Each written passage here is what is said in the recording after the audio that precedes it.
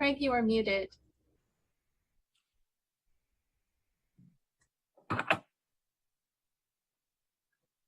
The host wasn't allowing me to unmute. Hi, everybody. And look at you, Mark. You're coming in from far there.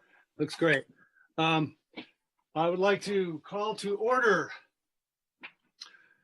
the Malibu Planning Commission regular meeting of April 4th, 2022. This meeting is being held by teleconference due to the COVID-19 pandemic. Commissioners and city staff are participating in this Zoom meeting from remote locations, some more remote than others. All votes will be taken by roll call. Members of the public can participate in the meeting or watch it by going to malibucity.org/virtual meeting. At that screen, click on one of two tabs to either watch or sign up to speak on particular items. Those wishing to speak must be present in the Zoom meeting to be recognized. Please sign up before the item has been called by the chair. Those wishing to defer time to someone else intending to speak are not required to sign up, but must be present in the meeting. If instead of speaking, you wish to donate your time to another speaker, please click the raise hand button that can be found in the reactions button. And there's an image of it on Zoom. Click that button when the public hearing for the item is opened. A speaker may accept up to 5 additional minutes, 1 minute each from each speaker that defers time for a maximum total of 8 minutes. May we please have a roll call? Commissioner Jennings? Here. Commissioner Mazza? Here. Commissioner Wetton? Here. Vice Chair Smith? Muted. Muted. Vice Chair, oh, there we go. Here. There he is. Chair Hill? Here. We have a quorum. And may I have an approval of the agenda with, I guess, well, go ahead. One item I just heard from Richard. I don't know if anybody else has heard, but the applicants on the C-Star Drive item have asked for continuance. You want to weigh in on that, Richard? Yes, thank you very much, Chair Hill. I was contacted by the applicants of the C-Star project, and because of neighbor concerns, they asked if we would continue it to a date certain, so the first meeting in May, and to allow them an opportunity to work with the neighbors to see if they could resolve the concerns that have been raised. So that's a request to continue that item to May 2nd. Thank you. Okay, thank you, Richard. John? I make a motion to accept staff's agenda as recommended with item 4B to a date uncertain and 5B to May 2nd. That's correct. Yes. That's my motion. Okay, do we have a second? I'll second it. We have a second. Call the roll, please. Commissioner Mazza? Yes. Commissioner Jennings? Yes. Commissioner Wetton? Yes. Vice Chair Smith? Yes. Chair Hill? Yes. Motion carries. Thank you. And now may we have a report on the posting of the agenda? The agenda for this meeting was properly posted on March 25th, 2022. Thank you. And there being no ceremonial presentations, that takes us on to item 2A, public comment. Do we have speakers ready to go? We do. Before we get started, there's a person who signed up to speak on every item, and I just want to see if they're actually in the meeting and what they intended to speak on. Jesse Christ. I know. If you are in the meeting under another name, please use the reaction button to raise your hand. Otherwise, we will begin with Marianne Riggins, then John Johansen, and Joe Drummond. And anyone else in the meeting that would like to speak under public comment and have not already signed up, please use the reaction button to indicate this, and we'll get to you after these people. So let's begin with Marianne Riggins. Great, thank you. Hi, Marianne, are you there? I don't see Marianne in the meeting. Well, then maybe we should. Let's move on to John Johansen. John, are you there? Good afternoon. Hi, we can hear you. Hi. So just real quickly, I just want to mention that I've been with the Film Society now for almost 10 years and enjoyed showing movies and watching movies. I live in Malibu. I work in Malibu. I play and I watch movies in Malibu. I used to, until for some reason we were told that we needed a CUP, or a TUP. So my question is, what changed? Because we've been watching movies in Malibu for 12 years now. We didn't change. Even Karen from the city council says, what changed? Nothing changed. So what are we doing to fix this? This is my question to you. What are we doing to fix this? Thank you. Well, thank you, John. We'll have Richard address that once we've heard the other speakers. Who else do we have? Our next speaker is Joe Drummond. Hi there, can you hear me? We can. Hi, Joe. Okay, hi. Honorable Planning Commission. As per my email to you and Richard Malika, the staff has just made up our fire rebuild rules that are not in the codes because they think it is per council's intent. However, the council was quite clear during their meetings. They didn't want anyone taking advantage of the fire situation to make much bigger houses, so this was clearly not their intent. How can fire rebuilds over 10% not going through the code required CDP from section 13.4.6 and ordinance number 445 be continued when it's does not follow these codes that were put in place for the Woolsey fire or certified by the Coastal Commission? If the Coastal Commission wouldn't allow a basement with a waiver or exemption, they certainly would not allow an addition over 10%, non-like for like plus 10%, and especially not over 40% with a simple administrative plan review or plan verification. I don't understand how the planning department can make up their own rules during the Woolsey Fire workshop that goes against these codes. I'm just wondering if I should inform the Coastal Commission what's been going on in Malibu, or can applications be processed correctly? This is just not right, especially if the rights go with the land and new owners can swoop in and overdevelop the properties. I also suggest that fire rebuilds should be processed by order of submission. If one comes in after, it must wait until the one before it is approved before progressing, regardless of requirements, etc. 6244 Bush Drive was definitely fast-tracked and avoided a required CDP somehow. This should be enacted immediately for the sake of those waiting so long. Please let me know why the Coastal Commission was not asked to certify these waivers or exemptions for builds over 10% and how Malibu can complete this without following the codes laid out from both the Planning Commission and City Council meetings on this. I question a certain council member's application that was fast-tracked in particular due to some kind of favoritism, obviously, to not follow these codes. Thanks. Thank you, Joe. That might be something else. We'll talk about whether Richard might want to address that later. Next speaker. That was our last speaker who has signed up. I'm looking through and I don't see any raised hands in the meeting. And you don't, do you not see Mary Ann? I do not. Okay. Well, I suppose before we go to commissioner comments then and close that part of close the public hearing, it would be good to hear from Richard first, I think, while the question is still fresh. We really have two questions there. One, a brief explanation of the TUP situation.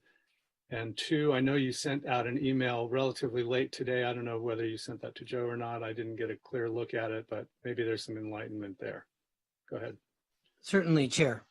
On the Film Society question, the fix for it, I guess you could say, or as we're attempting to move forward on that, is we were to have a Zoraces meeting last week. However, that meeting has not yet been rescheduled, but we had to cancel it last minute because of one of the committee members had a family emergency. But we are looking at a way to look for art and cultural events that are community-based. We are going to take up that discussion with the council, specific to the Film Society. And Adrian, I believe, is in the room in case there are any questions from commissioners. But just to go over briefly, since it's not a calendared item, the issue there was not a change in any policy or anything like that. It was that staff was unaware of the events taking place at the Malibu Jewish Center. And once we looked into them, given their scope, that is why we explained that such an event was outside the scope of the conditional use permit that was issued for the Malibu Jewish Center, and therefore a temporary use permit would be needed to have the events. On the second item, I cannot speak specifically to the Bush Drive project because that is something that is going to come before the Planning Commission for their wastewater treatment system. But to speak about fire rebuilds in general and the process by which the fire rebuilds are reviewed, the planning verification allows for the replacement of the structure plus an addition upwards of 10%. The city has a stacked or a subsequent application process whereby after the fire rebuild is approved, just like any other homeowner, the applicant can come to the city and apply for an addition to the home. That addition to the home, to the garage, an accessory building, is looked at just like any other addition that we receive at the city for an application. If it qualifies for a coastal development permit exemption, then one is granted. If it does not qualify for a coastal development permit exemption, then a CDP is required. And I think it important to know that the city processes a variety of applications, and not all of those applications are coastal development permits. There are things that can be done. Folks can essentially add on to an existing structure, provided that they can apply and get an exemption from the Coastal Act, and that exemption could be challenged if somebody wanted to bring it up to the Coastal Commission. And we've gone through that process before. But folks are able to obtain an exemption for additions to their home, and there is, unless you are in the appeal zone and between along the sea there, there is no cap to the square footage that could be added provided you meet the other criteria. A policy was created of limiting fire rebuilds to 50% of their pre-fire square footage as an attempt to try to not allow these properties to be massively different than they were. So that is why when the former planning director worked on a policy that was published and shared with the council, I think maybe even the planning commission at the time, through 2 public workshops, there was a 50% cap. I also would like to let the Planning Commission know that we are finalizing a list of projects that applied for this 2-step method, where they obtained their planning verification and then came in afterwards for an addition to the house. And once we have that list together, I anticipate by mid-month, I just want to proofread it and make sure it's accurate, but the goal will be by mid-month to get that on the department's website for those that are interested. And it will list exactly what was approved on the property. In terms of how fire rebuilds are processed, it isn't practical to process them one at a time. We process multiple applications at once, and we issue our approvals in order of which they are deemed complete. And the reason why on this, that we process multiple applications at once, is that planning verification applications, so if somebody comes in and they say, I want to replace my house like for like or in kind, add no more than 10%, that is stamped in general at the public counter while the person waits, unless they're trying to do something new over 18 feet. If they are, then we have to take it in and do a 30-day public notice. And so what we do for the subsequent applications, like say they want to add a bedroom or they want to add something, if it's something that requires a written approval, because those also go to other agencies during their review, while that project is being looked at by other agencies, there's really not much that the planner can do. So he's on to the next project. But once that planner has all the documents back, or say they wanted to add over 18 feet in height, once they have the public notification period is complete, then they can work on giving them, issuing a letter of completeness and drafting up the approval document. So like I said, to sum up, planning verifications are, in general, 99% of those are issued to you while you wait for your application. But when it's something more complex, we do give those priority. We work on multiple applications at once, and we process them as they are deemed complete. And I look at the complete dates because I have been lately proofreading and jumped in on the process because of our staffing numbers. And what I do is I look to see which one was deemed complete the earliest, and that's the first one that I read the approval, and then I move on to the next. So that's a bit of a window on how we do those. And as I mentioned, we'll be getting the ones that have applied for the stacked permits with, as you see, the various options there.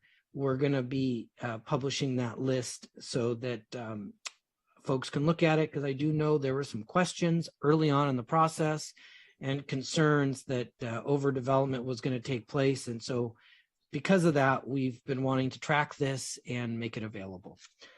I hope that answers the questions there, Chair Hill, and I'm available for any further comment from the commissioners.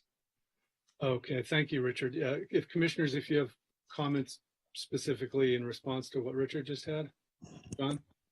Yeah, Richard, when you go on to the second permit for the 50%, do you look at neighborhood, and I always get this backward, character or standards? Because it seems to me that when I drive around certain areas like Malibu Park, everything is a lot bigger than it used to be. How does that factor in? Certainly. When folks are trying to do something that is discretionary, I want to say that the wording in the code is neighborhood character. So yes, for discretionary reviews, we do factor that in. But if somebody does, and I hate the term, clean sheets project, I know there are certain folks that like to throw that term around, but when they do something that is essentially code compliant, it's within the TDSF that's allowed, it's within that 50% that was established in 2019. Unless there's something discretionary, we stick to the conformance table. I think that's the best way to describe it. We check setbacks, look at heights. We want to verify that no one's adding on above 18 feet because we are doing our best to preserve views, as I discussed last time. And so that is the policy. If there is a will from the council to revisit this, we are more than glad to do that, of course. Second question, if anybody adds over 50%, we hear it? It comes to the planning commission? That is correct. Then we bring it before the planning commission. What you're going to see in that table is we found one project where there was an error made. They got 562 square feet above. I met with that property owner and we had that habitable square footage removed. That was no longer part of the basement. So because they had a choice, either remove that habitable square footage or come get an ACDP. In that person's case, we gave them those two options. The other one that you're going to see on that list, I want to say, I think it's 5 or 10 square feet over. However, the previous director reviewed it, and because I guess there was a squaring up of an angle or something like that, the previous director rendered a determination on that one. But other than that, we've been looking through that to make certain that folks aren't adding more than 50%, because yes, 50% comes to you. And I want to say, I think we brought at least 3 or 4 of those, I think, to the planning commission early on, actually, in the fire rebuild process. Last question. Joe mentioned that the Coastal Commission and I didn't know this, didn't allow addition of basements. Is that correct? And could you approve something with a basement added? I am unaware of the Coastal Commission having a specific issue with basements. The Coastal Commission explained that we could not include multiple exemptions under one application. And what I mean by that is you couldn't give somebody a planning use the in-kind plus 10% exemption, and at the same time in the same document, same set of plans, also roll in the additions to a single family residence exemption. And the Coastal Commission explained that that would have to be separate applications. It could not be one. So if you could do if you wanted, let's give an example, say you had a 30,000 square foot house and you wanted to do a 300 square foot basement, I'm unaware of why you could not do that under a planning verification. It could be done. My only thing with that is once you get the plan check, you got to work with our geologists. It's just good to do that up front because now you're digging a hole. So that was from my understanding from the Coastal Commission meetings that I was involved in, it was you could not do multiple exemptions under one application. It had to be separate applications. And that's the reason for the stacked process. And that's why you see, if you look at all of these, the planning verification was approved first, and then it was at a subsequent date. Sometimes that subsequent date was a week to 6 months later that somebody would come in with a separate application, which was after we had closed out the planning verification application. A lot of application in that sentence. Thanks, Richard. We're getting kind of deep into an item that's not on the agenda. Joe, if you have like 10 seconds, if you have a very quick question, we might entertain that. Can we open Joe's mic? Yeah, I just wanted to say that in the code, it doesn't say anywhere where these exemptions are for those that are not in the appeal zone or ESHA. It simply says anything over 10% is not exempt from CDP. So it's pretty simple. I don't know why this isn't being followed. That's the explanation I'm trying to get. Okay, thanks. It sounds what Richard is saying is that there's a policy that Bonnie Blue put into the Planning Commission policies. Is that correct? Or what is the authority? Jeff Jennings has a hand up here. Yeah, there's two separate and distinct exemptions from the requirement of, well, actually there are more than that, but the two we're talking about are two separate and distinct exemptions from the requirement to obtain a coastal development permit. One is for the rebuilding of a property that was destroyed in a wildfire or disaster. The other is the rebuilding of, or the addition to a home. Those are both equally exempt processes. They're right next to each other in the LIP if you just read it. And so that's the issue that we're talking about. There are two separate and distinct exemptions. Thank you. Okay. Any other questions from commissioners on that particular thing? If not, then let's go on to just the standard item 2B. Commissioners.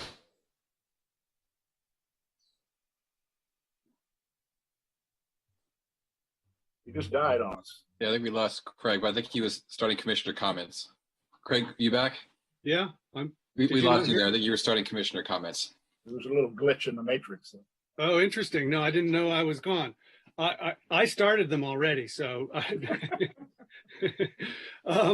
Yeah, no, I just said we're on to item 2B, commissioner and staff comments. Who's got something on their mind? I see John's hand is up already. Go ahead, John. I'd like to be quick. At our ADU hearing, we requested that the Public Safety Commission weigh in on the evacuation routes that the city has adopted versus the new population in the canyons, et cetera. We ask the city council to ask the Public Safety Commission to study that. And I've been watching the city council meetings, I haven't seen any mention of that. So that's one question is why not? And do we have to take an action to get that done? Let's see. The second question would be why we used to have the applicant's name on all our staff reports, and now it's gone. And I wondered why that is. And the reason I wonder why that is how we know about recusals and et cetera, if we don't even know who's applying. My third question would be, we also at the motel hearing, we asked the planning department to contact the water board on whether or not they'd this qualified under the MOU. And as I understand it, the staff never asked. It was up to a citizen to go to the water board. Is there a reason why we never asked? Those are my questions. Okay. I guess let's go to Richard first on that before we move on to other questions. Do you have answers for those? Well, on hold on the water board question, I think don't we have an item tonight on that? Oh, And continue. Okay. Then I keep it brief because it is an item that that will be coming back. well, I don't need an answer to what they said. I need an answer to know why we didn't ask. Richard, you're muted.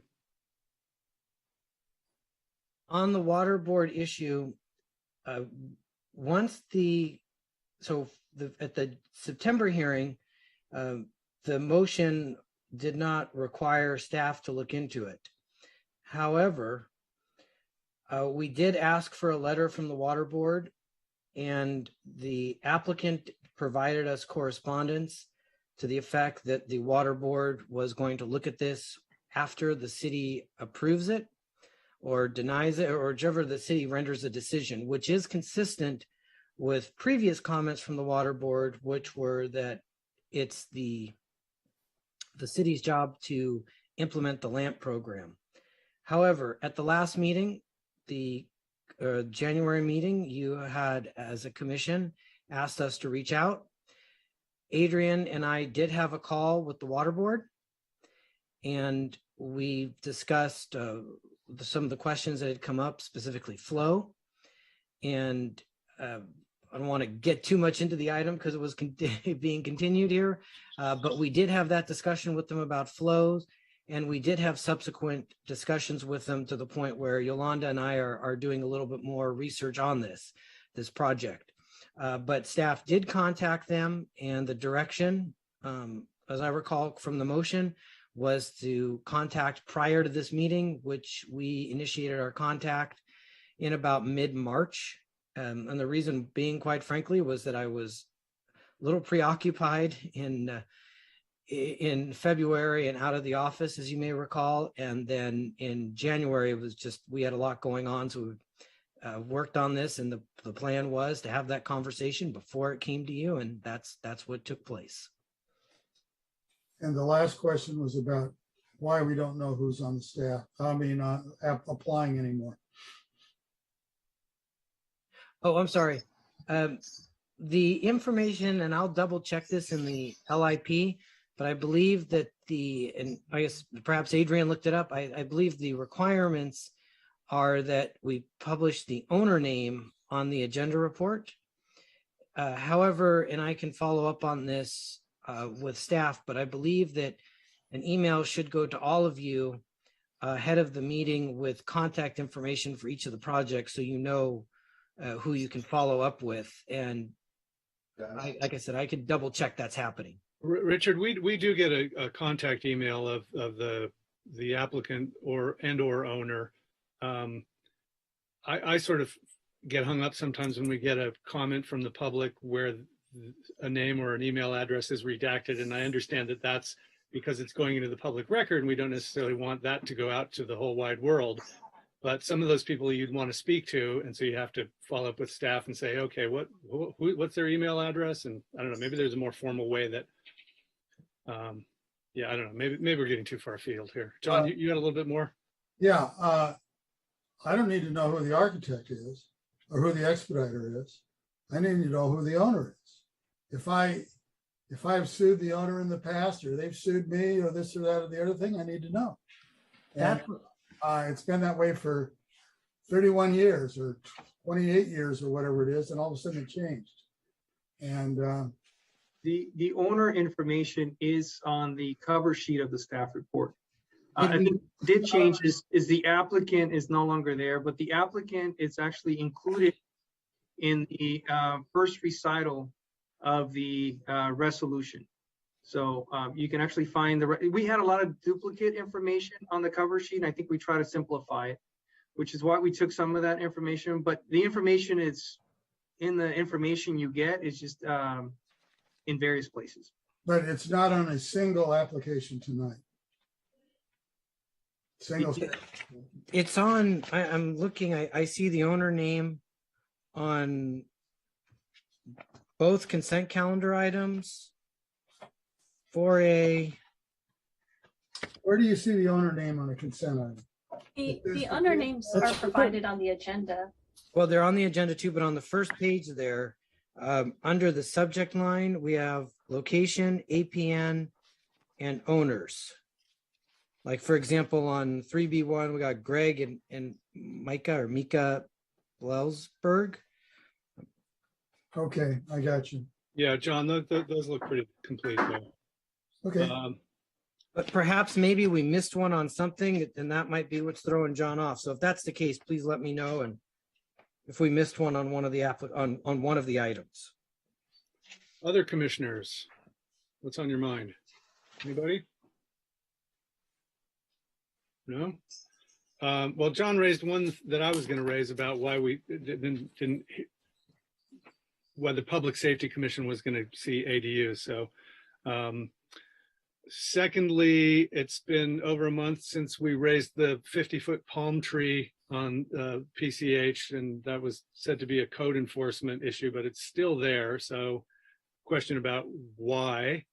And third, in 2019, we had an emergency permit to do some landslide remediation at Hughes Research.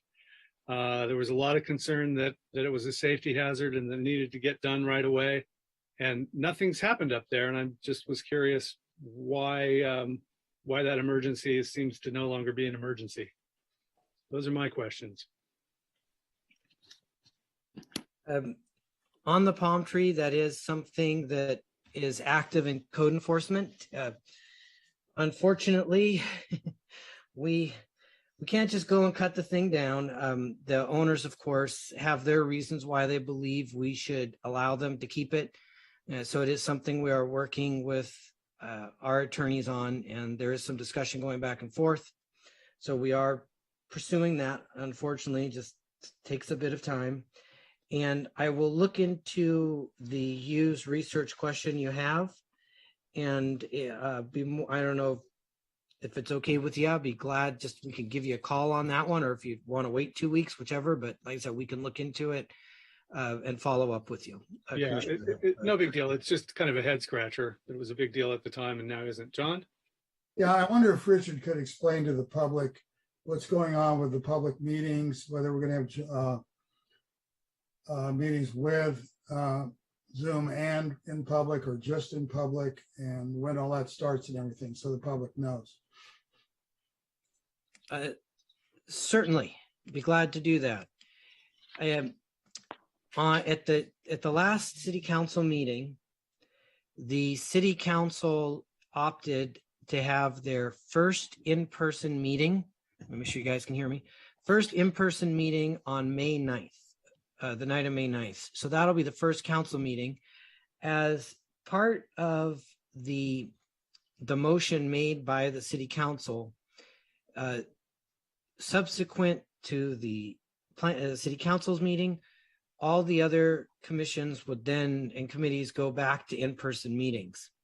So May 16th, right now, unless there's some change, that was part of the motion as well. If there's an outbreak or something like that, that we have to go back to social distancing. But provided there are no changes, starting May 16th, we will all be meeting together.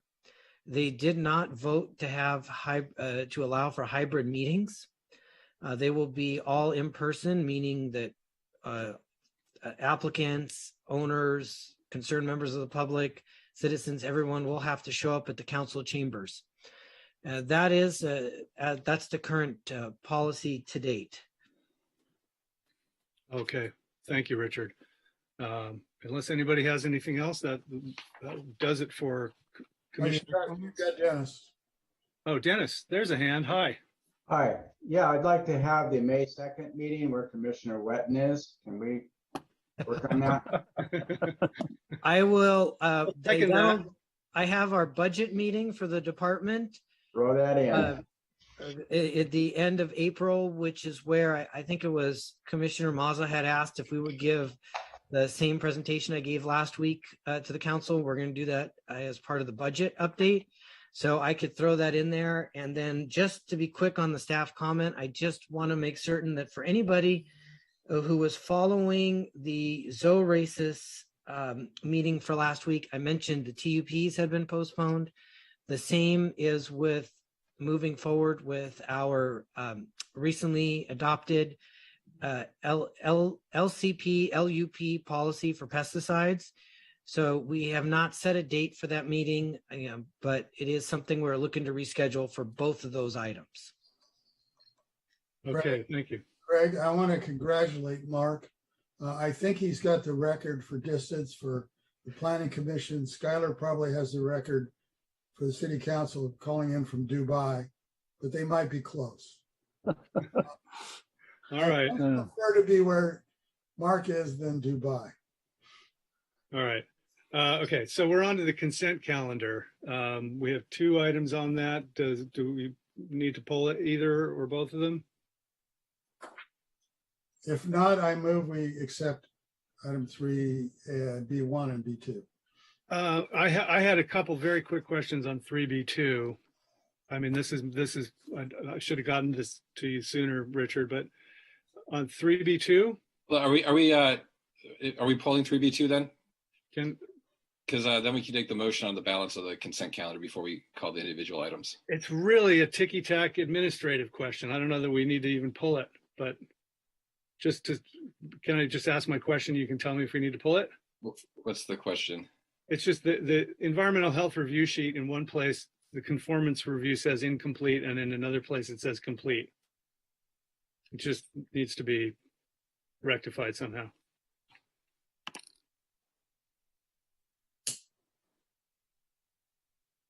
Richard, was that an error?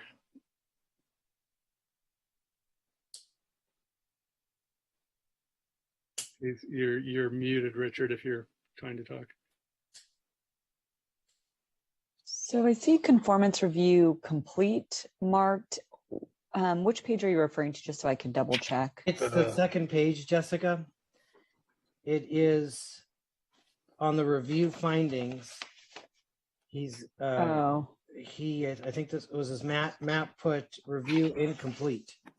Oh, I see. So they clicked complete on the first page and then. Yeah, that's clearly an error. There would not be adding all the conditions of approval if it was incomplete. Normally, when they click incomplete, they add the list of revisions. So certainly an error. I think that needs to be corrected. It's clerical, though. It's right. Absolutely. Yeah. Yes, because Adrian is correct. I'm looking at their conditions right now, and their conditions are worded in such a fashion that at the plan checks during building safety plan check, he is wording these all for the future. So yes, we can work on getting that cleaned up, but it is a clerical issue. Yeah. Okay. The action is still correct. That is correct. Okay. And there were nobody wanted to pull that item or any of the other items on the agenda. Right. That was my take on it, that it was just clerical. Okay. So I think that means we're on to item 4A. John moved, and we haven't taken a vote yet. I'll second John's I'm sorry. motion. Yeah. The motion was staff's recommendation for the consent calendar items. Correct. Yes. And we have a Commissioner, second. we do. Commissioner Mazza, Yes. Commissioner Jennings, Yes. Commissioner Wetton, Yes. Vice Chair Smith, Yes. Chair Hill, Yes. carries. Okay, now we are on to item 4A. This is the Malibu Inn. Conditional use permit amendment number 13-006 and joint use parking agreement number 14-001. An application to amend conditional use permit number 09-009 and joint use parking agreement number 10-001 to reduce the restaurant service area in order to accommodate for the creation of a new retail tenant space and decrease the number of required off-site parking spaces, Aviator Nation, continued from January 11th, 2022. Chair, I just want to clarify with staff, this is not the Malibu Inn Motel. That item was continued, correct? Did I say motel? I didn't, I misspoke. Yeah, you said Malibu Inn, but it's Yeah. not Malibu Inn. This is a property next door. That's correct, right, Richard and Adrian? No, this is the Malibu Inn. It's not the property next door. Yeah, the name of the restaurant is the Malibu Inn, but it is not the motel project, which was continued to a date uncertain. This is simply the restaurant and retail space that exists on the property today. Aviator Nation. Yeah, we have Aviator Nation and Casa Escobar, right? That's the building. It's not a. It's very confusing, I know. Malibu Inn is just an old historical name of the building that is currently there. So the Malibu Inn is the project before the commission tonight. The Malibu Inn Hotel was the item next door, which was scheduled for tonight, but was continued to a date uncertain. Well, let's have a staff report, and Mr. Hakeem, we can hear from you when you get to speak right after the staff report. Yeah. Good evening, Chair Hill and members of the Planning Commission. The item before you is an application for a conditional use permit amendment to amend a conditional use permit that was approved in 2010 for the Malibu Inn, which authorized almost the entire building and outdoor patio to be used as a restaurant and the interior restaurant space for special events. A total of 565 square feet remain as retail space. The amendment includes the conversion of a previously approved banquet hall to retail, which would expand the total amount of retail to 1,636 square feet. This restaurant to retail conversion took place several years ago, and an application to officially memorialize the change was submitted in 2013. This change would result in the reduction of required parking spaces for Malibu Inn from 53 spaces to 46 parking spaces. Thus, the number of required off-site parking spaces would be 23 instead of the currently required 31 spaces. The amendment to the joint use parking agreement is requested to also officially be memorialized as part of this application. Next slide. The subject property is located just west of Jack in the Box and north of the Malibu Pier. The property has been developed with a 7,184 square foot building constructed in 1950 according to the LA County Tax Assessor records. Next slide. The joint use parking agreement consists of parking spaces that, because of the use of the Malibu Inn as a restaurant, could not be accommodated on the same lots and therefore require parking spaces be provided on the adjacent surface parking lot located immediately to the east and also highlighted on this aerial photo. The existing parking lot consists of 34 to 40 parking spaces, 31 of which are required for Malibu Inn, which means about 7 to 9 parking spaces is the surplus that can be used for public parking. Next slide, please. And this is the service area approved for the Malibu Inn in 2010. The service area will remain relatively the same, except the applicant is proposing to replace the banquet seating area locating east of the retail space, located to the east, and the replacement would be to retail. Next slide. And the current tenants are Aviator Dreamland, which is the restaurant component, and Aviation Nation, which is the retail component. The project includes the conversion of a biller room into an employee lounge. A sign has been posted in the stairs to the employee lounge stating no service area.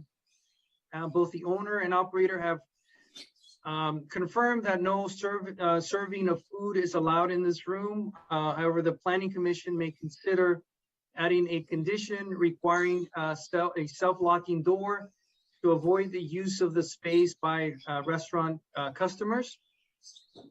Proportionally, the number of patrons for large events will be reduced from 340 to 300 people, and a condition has been added to this project to memorialize that change. Next slide. Conditions were added to the resolution, again, to not only reduce the number of patrons for large events, but also to reduce the number of customers for the restaurant from 94 to 92. That change is due to their septic system requirements. As conditioned and revised, staff recommends approval of the project, and we're here to answer any questions.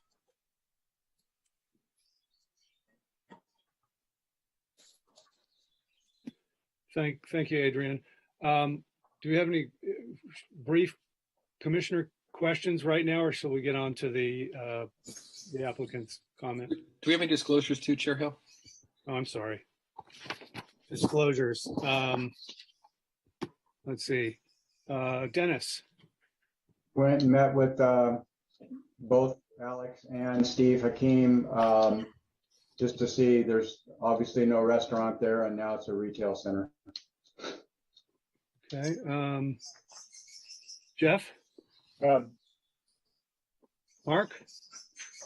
Yeah, I met with Steve and Alex Hakeem last week at the site and went over the new layout with them, and didn't learn anything new. I also met with them a number of years ago when we were, myself and a partner were considering taking over the lease of Casa Escobar. Okay, thank you, John. Excuse me, Commissioner Whedon, did you learn anything during that process that's not in the record about the project that would affect your decision tonight? No. Okay. John? I visited the site when both items were scheduled to be heard with Craig Hill maybe 3-4 months ago, and went through the restaurant or the nightclub. I also briefly talked to Mrs. Allen about neighborhood, what's going on in the neighborhood, which is nothing different than I heard in 2010. That was a very brief comment. That's it. Okay, and I will disclose, as you said, we visited it once prior to the 2 hearings ago, I think it was. Things we disclosed things already on that, but just to refresh, one thing we found was that the retail employees were 5 at the time, not the 2 or 3 that's usually specified. The employees also confirmed without any sort of reservation that the smiley room, or the back room, was used as part of the event space. So we heard that could be conditioned or changed, but that is the current fact.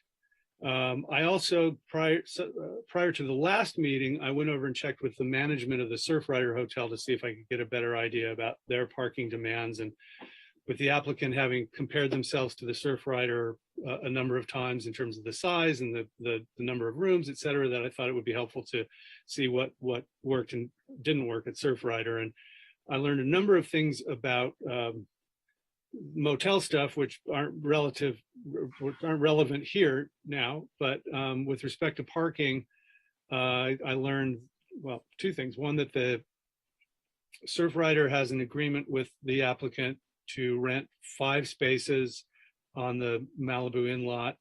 The applicant said that those are used seldomly, whereas the Surfrider management made it clear that they use the spaces completely and continuously and couldn't live without them.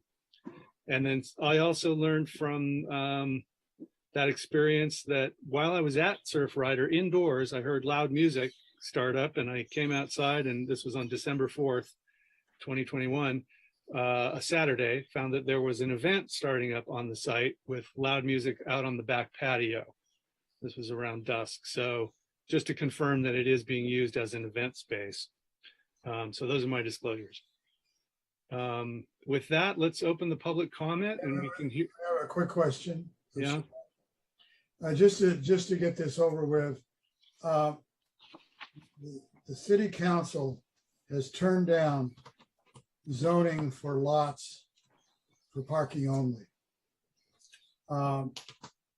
And since the applicant has stated that the lot that the JUPA is involved in is a separate vacant lot, is it legal and permissible to have a zoning violation of that nature? Staff? Who wants that? Zoning violation in what nature, Commissioner Mazza? Well, it's a vacant lot and it's used for parking. So as a standalone use, you mean a legal non-conforming use of the property? Is that the question? Well, I didn't say it was legal. I'm just wondering if it is, if we have a prohibition against lots being used for parking only.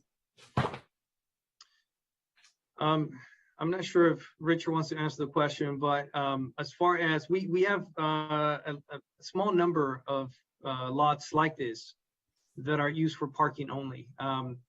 It has been the city council's policy to allow non-conforming uses to carry on, provided that entitlements for those properties, I guess redevelopment entitlements for those properties are not being requested.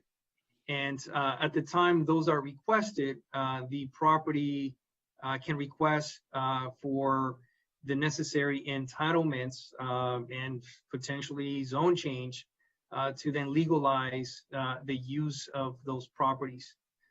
In this case, that's an existing parking lot. It's been there used as a parking lot since before the city adopted its requirements for the standalone parking, and the conditional use permit for the restaurant was approved with the use of those spaces as required parking spaces for the restaurant.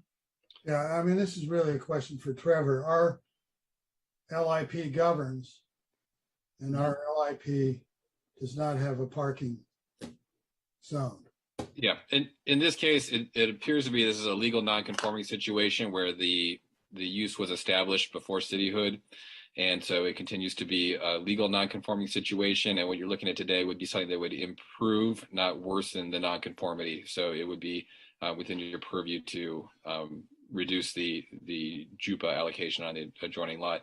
That also parking the spots in the adjoining lot doesn't require that it's used for standalone parking or anything to do with that. It's just a requirement that some of the parking on this property take place on the neighboring property. Trevor, does the fact that our review now is de novo, does that not trigger reconsideration of any of that prior existing arrangement? No, we actually don't have that other lot up right now. We're considering here now is just reducing the amount of parking that's going to be assigned under the JUPA. It's not dealing with a standalone use or charging parking rates or something like that on the other lot. That's not before the commission right here. Mm-hmm. Okay.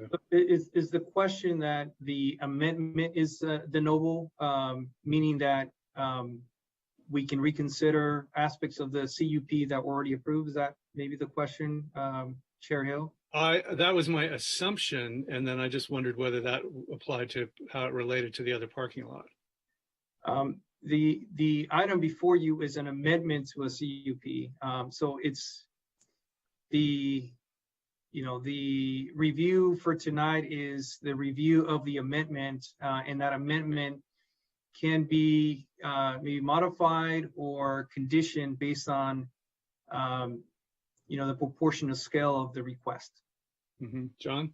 Well, we were told when we heard Soho on a application to have live music amplified, that opened up the CUP for parking. And we didn't do anything about it, but that's what we were instructed by the city attorney. And I can see no difference between this case and that case. Mark, is that a hand up? No, I'm scratching my head. I'm sorry. Swatting mosquitoes. The CUP tonight, though, if there are impacts from it that require other adjustments, from what they're proposing here to the CUP, that would be within the purview here of what's being considered. Any impacts from what's being proposed, the conditions, like Adrian said, should be proportional to that. But they are opening up the CUP by bringing this forward. So that is a part of you are considering the amended use and what impacts are going to be caused by it. Yeah, one of my broad concerns, and I'm sure the applicant will address this in their presentation, is that we're talking about a reduced restaurant from what it was previously and expanded retail, and yet what's currently happening on the site is an event space with the retail. So it's the current fact pattern doesn't exactly fit what we're talking about approving, but I'm sure the applicant will speak to that. With that, let's open up the public hearing. Stephen Hakeem, I believe you wanted to speak, or do you have a representative? We have Stephen and Alexander Hakeem for the applicant team. Okay. And I know you guys know the drill, but basically you have 15 minutes that you can share among your team, and you can reserve any portion of that for rebuttal if you want to. Thank you, Chair Hill. Yeah. Before we started, I had raised my hand actually because I know that we did continue item 4B to a date uncertain, and we had requested to see if it was possible for it to be a date certain for a special meeting, because in the past when we had it scheduled, it ended up being pushed because we didn't have enough time, and that's what you guys had requested before. So I didn't know if that was feasible tonight. Well, we can take that into consideration. I don't know that we can answer it immediately, but that's a thought. Why don't you go ahead with your presentation? I'm not doing the slides. Okay, I'm not doing the slides right now, but you could leave it up. I'm going to start with our presentation, and I'll let you know when to get to the slides. Good evening, Chair Hill and the Planning Commission. It is a pleasure to speak before you again here today. We greatly appreciate your time and consideration. I'm Alexander Hakeem, and I'm here with my brother Stephen, representing the ownership of the property located at 22969 PCH, also known as the Malibu Inn. Before I start, I wanted to give a brief introduction about us and this property. We have invested significantly in Malibu over the past several years and believe in its promise, and have always tried to improve the city and make it better any way we can while doing things in a first-class manner. We are not a major real estate corporation. We are a family-run business similar to the mom-and-pop operations that make up the fabric of what Malibu is all about. We always try and be conscious of what Malibu's wants and needs are.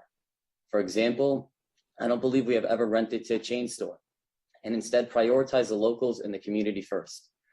We work extremely hard and put our heart and soul into anything we do. When we took over this property 13 years ago, I'm not sure if you remember, but this property was run to the ground and had lost all its licenses. After listening to the stories and voices of the community, our appreciation for this establishment grew even more, and so did our love for its rich history, which we tried our best to salvage. It took us 2 years to get this new CUP for this property, which is in place today. And while doing so, my brother Stephen and I managed the restaurant and waited tables at the Malibu Inn to keep the restaurant and operations going. In getting a new CUP for this property, parking, service area, hours of operation, hours of liquor sales, use were all dissected in great detail and ultimately approved by the Planning Commission with the help of Mr. Mazza and Mr. Jennings, who were part of the commission at the time. It was then appealed to the City Council and was approved once again. Lastly, after being in operation for several months, the property had another review by the Planning Commission, and certain conditions of approval were modified and approved, being that the property had no issues and the CUP was in full conformance as it is today. The CUP has been in effect for close to 13 years now, and the operations have been running smoothly by our tenants who occupy the premises. And our tenants are aware of and strive to operate within the confines of the CUP. If that is not the case, we would like to be made aware of it immediately and have the opportunity to correct it appropriately. Furthermore, and this is very important, 8 years ago, we took a large portion of the restaurant and converted it to retail. This was done through the direction of Joyce Buzlinski, who was the head of the planning department at the time, in conjunction with Craig George and Jim Thorson, who was a previous city manager. We also received a certificate of occupancy dated January 13th, 2014 from the city, showing this conversion was done and went through all the necessary departments, which you should have in your file. After receiving planning approvals from the various departments and the certificate of occupancy being issued, we then signed leases based on these parameters. Essentially, planning found this part of the hearing to be more administrative and a formality, as this conversion from restaurant to retail was already done 8 years ago.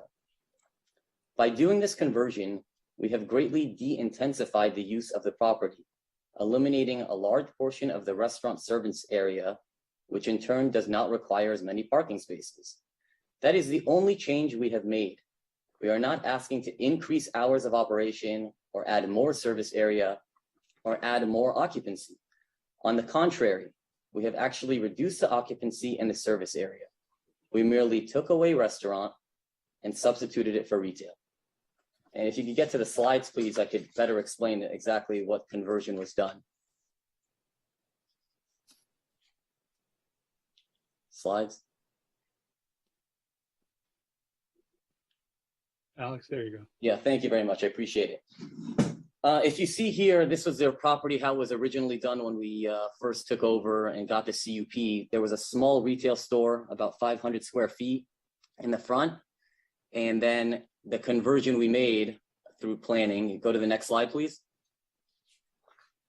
Expanded the retail store to take the restroom and go up further and take away the restaurant service area. The retail store now comprises of 1,636 square feet. Can you go to the next slide, please? Here's a letter from Craig George, basically saying what we needed to do. He says, I wish to reiterate to you both the restaurant and retail area of the Malibu Inn building will need planning approval for submittal into plan check prior to permit issuance. Ultimately, we'll need to issue a certificate of occupancy for each business prior to them opening. And so this was on December 10th, 2013. If you go to the next slide, please. And here's our certificate of occupancy a month later, signed by Craig George, showing the expanded retail space. And if you go to the next slide, please. And I know there's been issues about what the tenant has said. And we highlighted, about the private room in the back, the smiley room, they call it. She says that we highlighted daily, we do not let any food or beverages enter the retail side of the property. I also wanted to let you know that we cannot serve guests in the back room, the smiley room. That area is a lounge room, art activation for employees, guests to take a peek. So again, she's confirming it via email. If that has not been the case, we would like the opportunity to correct that, as they should definitely not be using that, we agree, for any type of service. Is there another slide? That's all I have. Let's save our time for rebuttal, please. Okay. Thank you, Hakeems. Do we have public speakers on this, Rebecca? Yes, we do. We will be beginning with Joe Drummond, then moving to Stella Allen, followed by Ryan Embry. Okay, thank you. Joe, are you in the room? Can you hear us? Hi, yes. So this property will often be used for events, right? Like such as art installations that he was just talking about, concerts, etc. There was also an improper conversion of the western parking lot to an outdoor bar and service area that was legitimized in 2010. So until all that parking loss is restored, they really shouldn't be allowed approval until they fix this originally illegal area. Restoring this historic parking use would maximize compliance with parking. Then their parking usage would comply. They're saying it's a smaller restaurant than before with larger retail, so that overall parking demand would be lower. Yet as an event space, it needs 15 to 75 more spaces than it has, depending on how all the factors are counted. They need the parking for events, so does not comply with the number of spaces for the proposed use. The restored parking lot might be flexible use space for outdoor purposes, if not for events like outdoor seating, COVID or brunch without an event component. So you're being asked to revise the CUP for usage that are not clear. Also, the joint use is supposed to be used for uses for the public. So when they have an event, the public can no longer park there. They basically need spaces for events and to retain exterior service area, which creates noise to the neighbors and not more parking spaces, which they make more money on. That's all. All right, thank you, Joe. Next speaker will be Stella Allen. If you are present in the meeting and have not signed up to speak and wish to do so while the other speakers are talking, if you could use the reaction button to raise your hand in the meeting so that we know to include you later. Rebecca, I see a Robert Allen on the screen there. Maybe that is likely to be Stella. Yes, that's Stella. I'm here. Thank you. Hi. Should I start talking? I also have a video to show. I think Alex or Adrian were going to tee that up for me afterwards. But I'm going to show videos of Aviator Nation's recent use from January and February as an event space. Mm-hmm. And just that they've already violated many of the conditions of the CUP regarding noise after 10 p.m. It's audible within 5 feet of our home. And you'll see that they're also using the lounge areas for their guests there who are drinking and eating in that lounge in the video. So we'll have to see how that gets corrected. And the other issue is the hours of operation are incorrect in the resolution that has been proposed. And if they could correct that, the operation should be from 7 a.m. to 12 a.m. Sunday through Wednesday, and 7 a.m. to 2 a.m. on Thursday, Friday, Saturday, and Sundays if there is a holiday on Monday. So I just wanted to see if the commission could correct that and perhaps impose some stricter regulations on this for the lounge use and for parking and reducing congestion if there are issues, and what happens when there are events both at the hotel that's going to be there and the Malibu Inn. Can they have some kind of condition in there that they won't have events on both places on both days? I'll allow time for the video now. Thank you. Hey, Alex.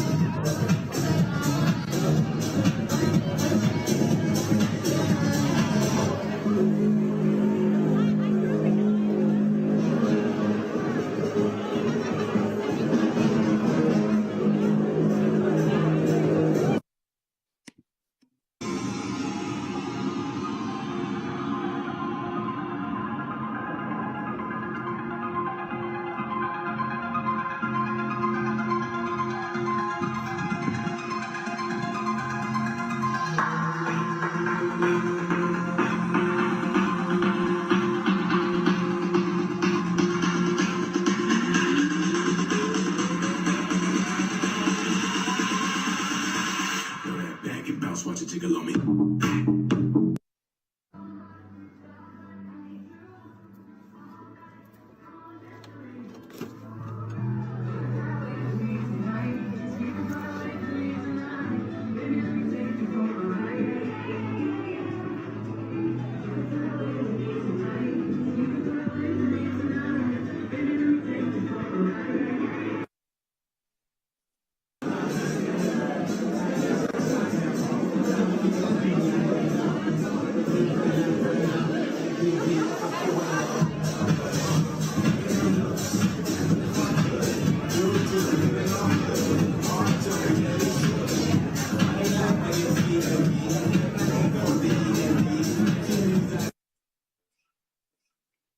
We are at time.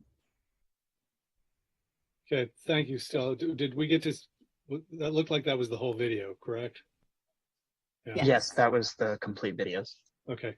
And I think it's Ryan next, right? Yes. Ryan Embry. Hi, Ryan. Are you there? Yes, I want No, you're breaking up a little bit. to say I like the music, but I guess Ryan, you're breaking up. Can you hear me? Now we can, yeah. Okay, well, all right. Well, I guess I'm a $6 million man. So I wanted to say that the report I couldn't find in the written language if it had been reviewed by the Public Works Department for a parking plan, for on-site traffic circulation and access to the spaces and handicap spaces, and that the size of all the existing spaces complies with the current code. Those are some provisions you have to rectify in your consideration tonight, and I didn't see it. Doesn't mean it's not there. I couldn't find it. And you have to disregard from any count of current spaces, any spaces that are non-compliant, because they're just too narrow for anybody to really use properly on the existing parcel we'll call Aviator Nation. So that's the first one. The other is the events do require more parking, so they'll never have enough, even at the reduced number that they're showing. So I don't think that that works. And I mean, it is a suitable place for events, so it needs the more parking. And so that opens up the question about that the outdoor service, which apparently is contributing to the noise problem. So I guess that's back on the table for discussion, is if it's outdoor, it can't contain the noise. So are they going to get to build on that, or do they have to remove those outdoor spaces, restore the parking lot? If they were to restore the parking lot, I would suggest that you consider some type of a flexible use, and that maybe they could roll out a barrier of types and have outdoor seating for times when there's not events. And it would be flexible space, but that would also be parking. So they could have enough parking when they need it for those uses. Because what's really going on with these joint use parking agreements is they're exporting their parking requirement and making it a problem for somebody else on a different parcel.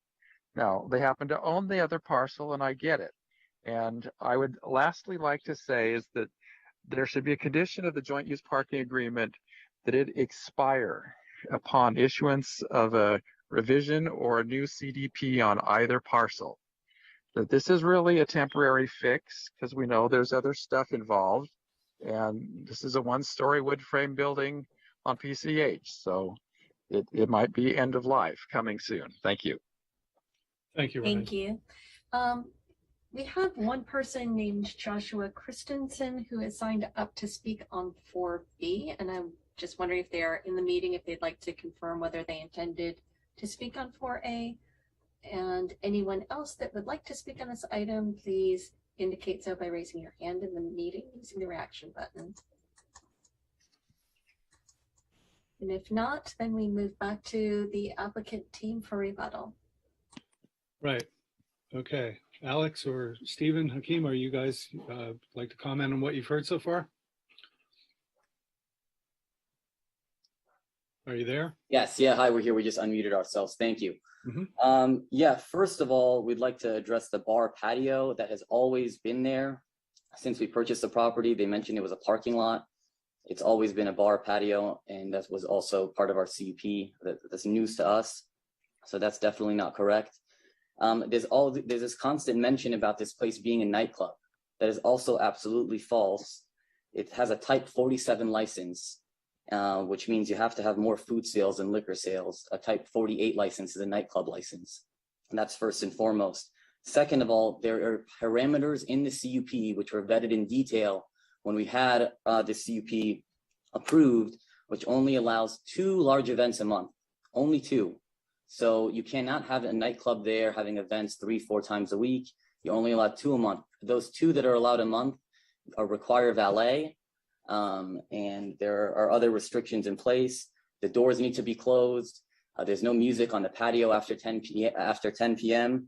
I know from Stella's video that the music was louder and the music was on the patio. It seems like I don't know what time that was, that the video was taken of the music on the patio.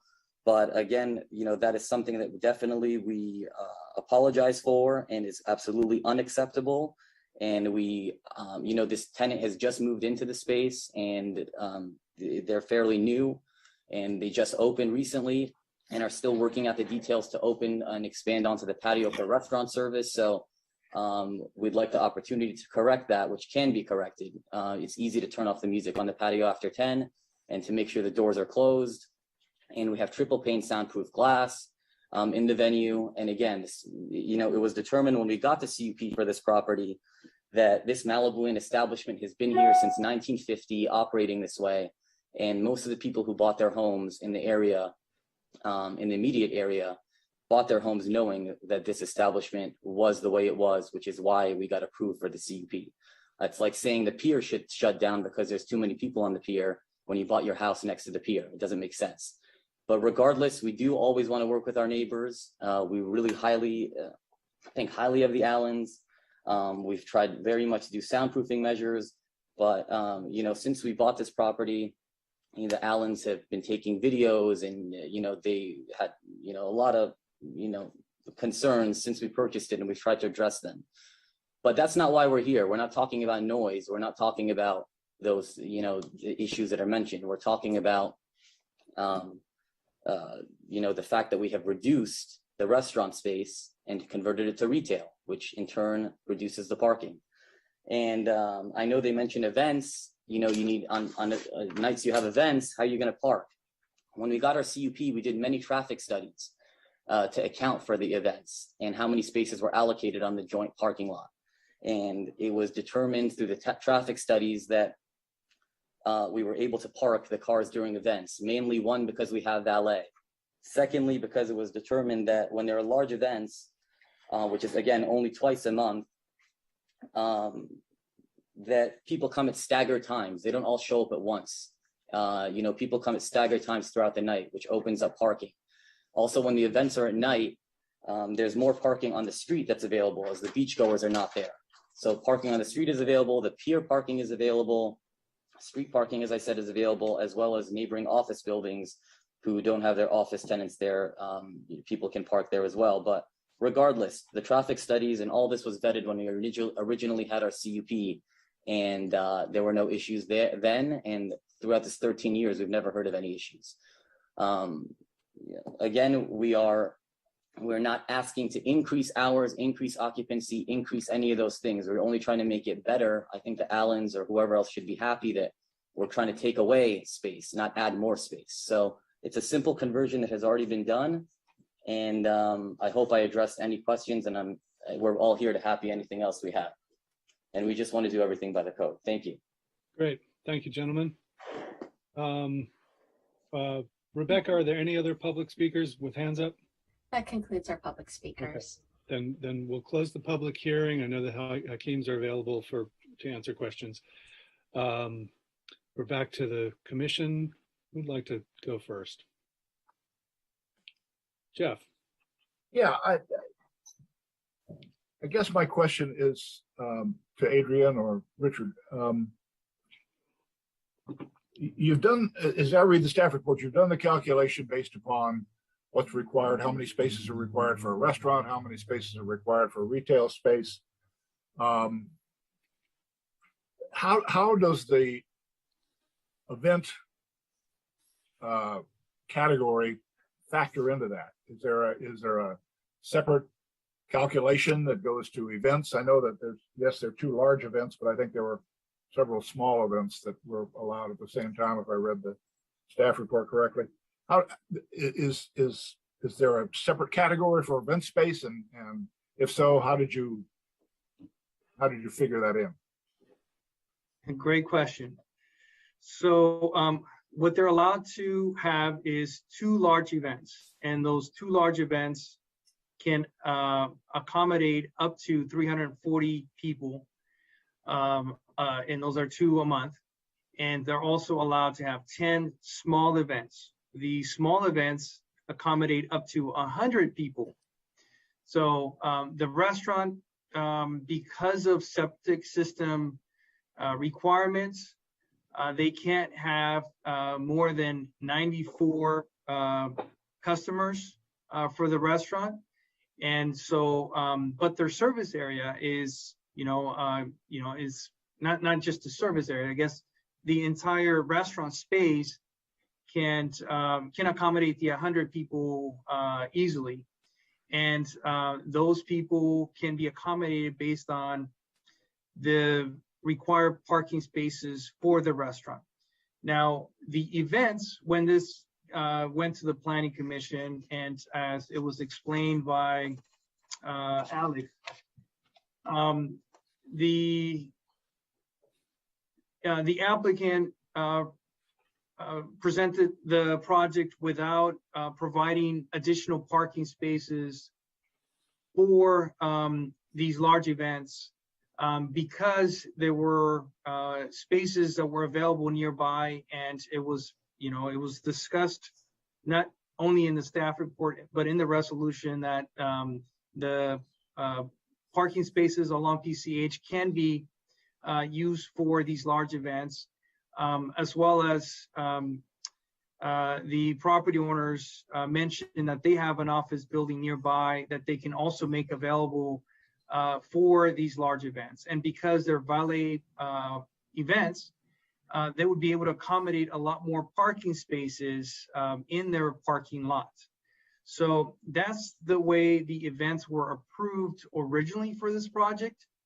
And because this is, again, an amendment that would further reduce the space that can be used for these events, and the total number of people that can be allowed is now conditioned to be reduced from 340 to 300 people, we felt like, that is a reduction, and therefore we did not do a separate calculation in terms of parking for these larger events. So this, I think I understand where you're going with that, but it raises another question in my mind. If only 94 people can be in the restaurant because of the septic system, how can you accommodate 340 people for a large event?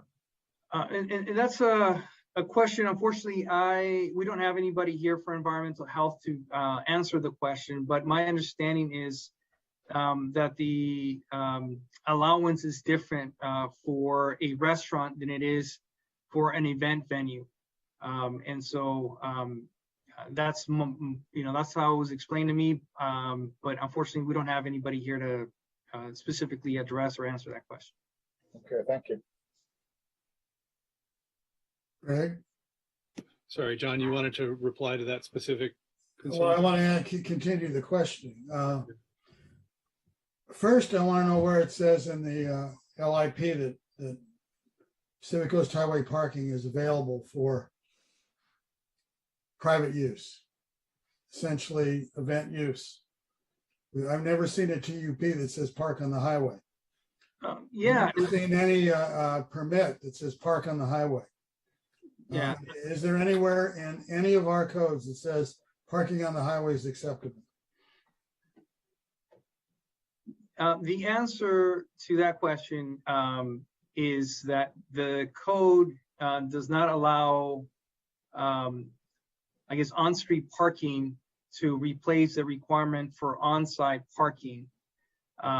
However, again, I was not part of the application that approved the original CUP, and that's how the original CUP was presented to the Planning Commission and approved with that understanding. So I'm just explaining that that's how the CUP for what's currently there was considered and approved. Okay, and a second question. So in other words, to summarize, there is nothing in the code that allows that we know of. Second question would be, our code requires that every single employee park on site. Now, as I understand it, there's something like an average of 15 for when it's a restaurant, 28 when it's not. Are there any parking spots for those people on site? So your question about the code requiring the employees to park on site, that's not actually in the code. The only thing in the code is the required parking spaces based on the use, right? So, and in this case, again, as a restaurant, the total number of parking spaces is the total number of spaces that provide on-site as well as off-site.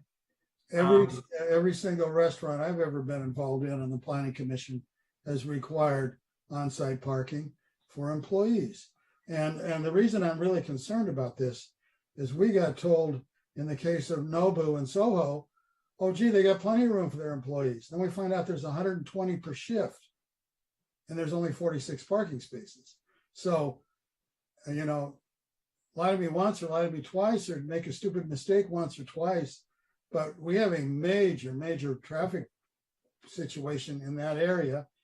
And directly across the street, we have three state parks and 2 restaurants and a bar. And then 2 doors up, we got another bar. Has anybody ever considered why that intersection in that neighborhood is a problem? And have we ever looked at it as the planning department as why we don't have parking for employees and we don't have parking on this, and we allow parking on the street? Now, I know the applicant claimed, oh, they can park at the state park. The state park closes at, I believe, 8 o'clock. People don't go to concerts at 8 o'clock. Also, I remember in the hearing prior that part of the consideration of parking, allowing the JUPA in this case, and it's in the old staff report directly, is the use contemplated next door as an office building. It'll be closed at night, so therefore we don't need as much parking. They can share. That is still not the case now. So what I'm wondering is, we look at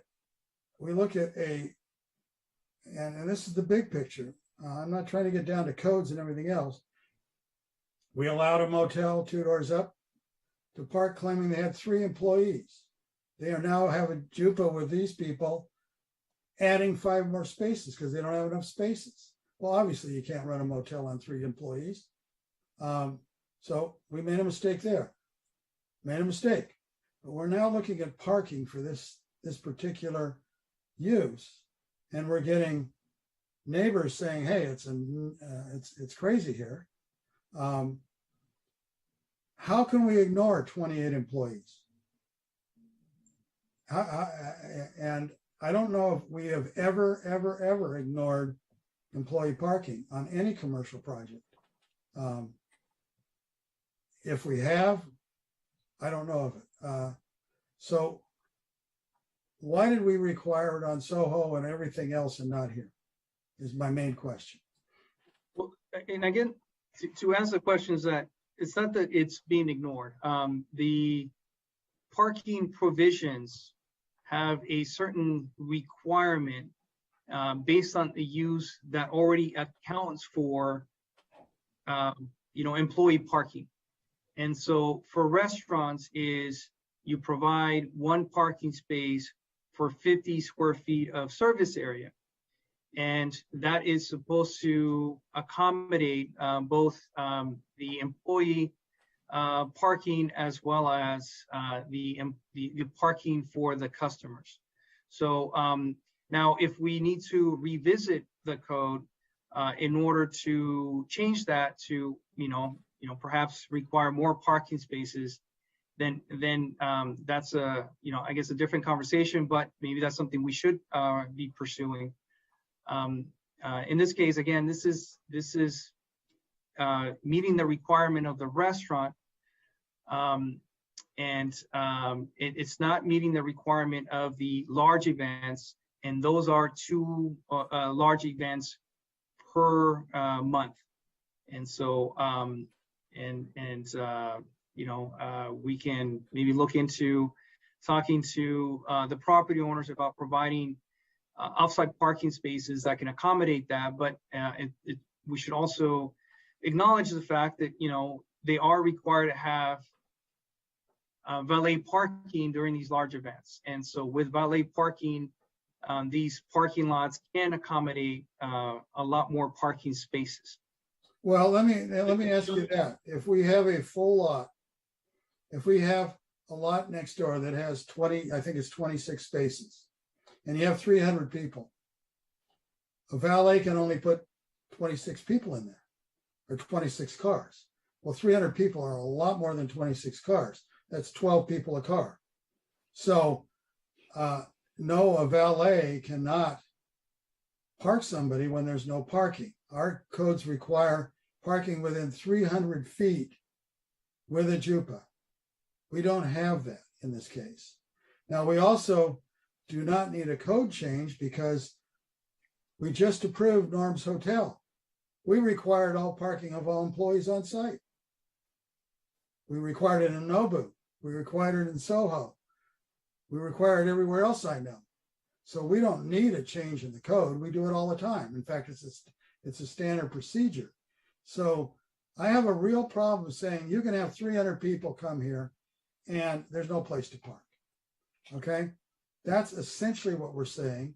I would like to hear at some point from the applicant, how many times in 13 years has a valet ever been on that property? And where did he take the cars? Okay? Never seen one in my life. Now, so I think the real case here is, does the Planning Commission adjust a CUP to create a problem? Okay? A big, big problem, which we already know about. We have our Public Works Department working for 13 years trying to fix Nobu's problem with no solution, not even counting Soho. And we understood that when we planned Norm's Hotel.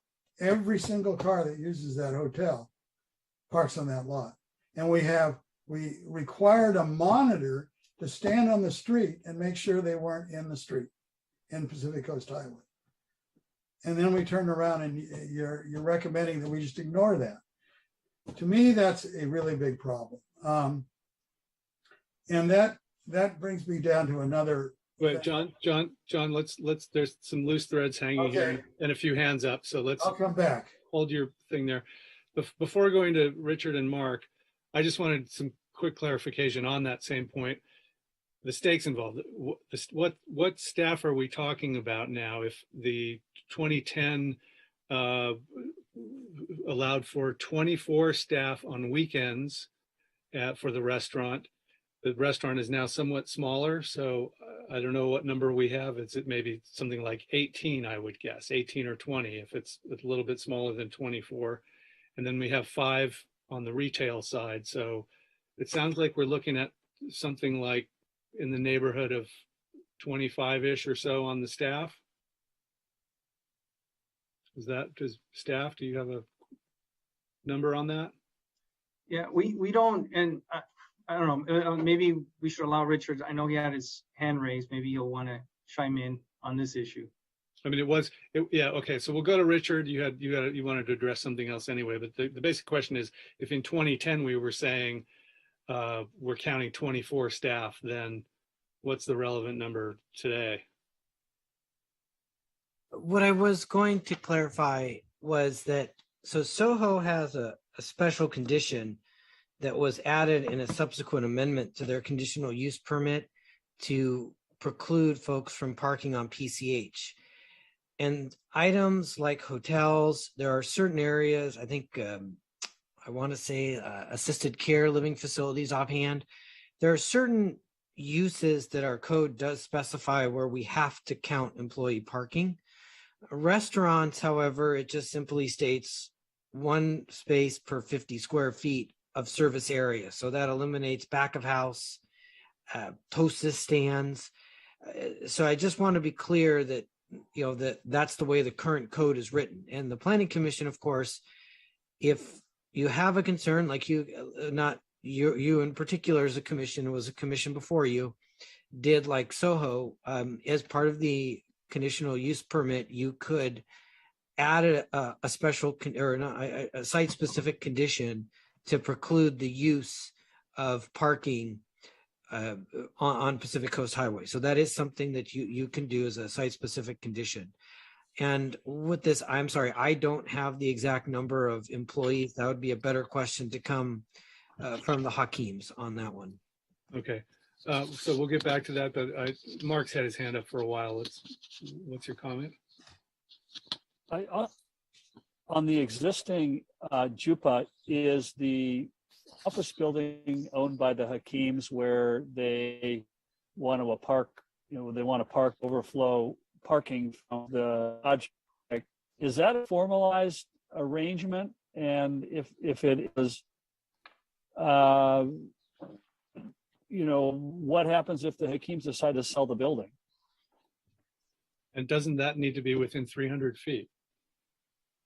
Yeah, and to be honest, it was not a formalized arrangement. It was mentioned in the staff report, and then it was mentioned at the meeting, and it was just offered up as an option for people to park as well as the street.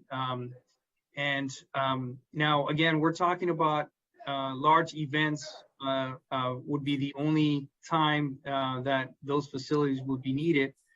And for those large events, 2 a month,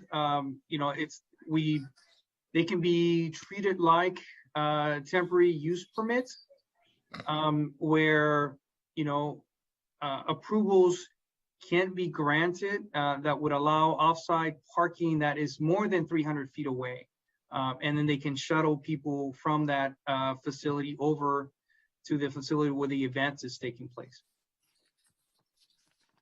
Do you mean but treated like or actually? Can be. That's something that the commission can consider. Mark, do you have more on that?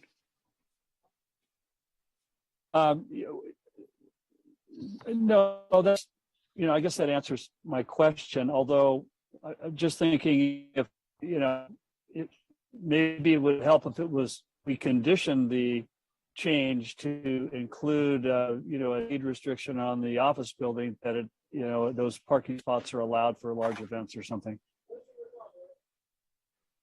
Okay, John? Oh, I want a staff comment on the original staff report for the original TUP on the fact that parking would not conflict with potential uses adjacent. See, at that point, they said an office building would be closed at night. And that allowed them extra parking. Can you comment on that? Office building in the adjacent property? On the parking lot, the vacant parking lot.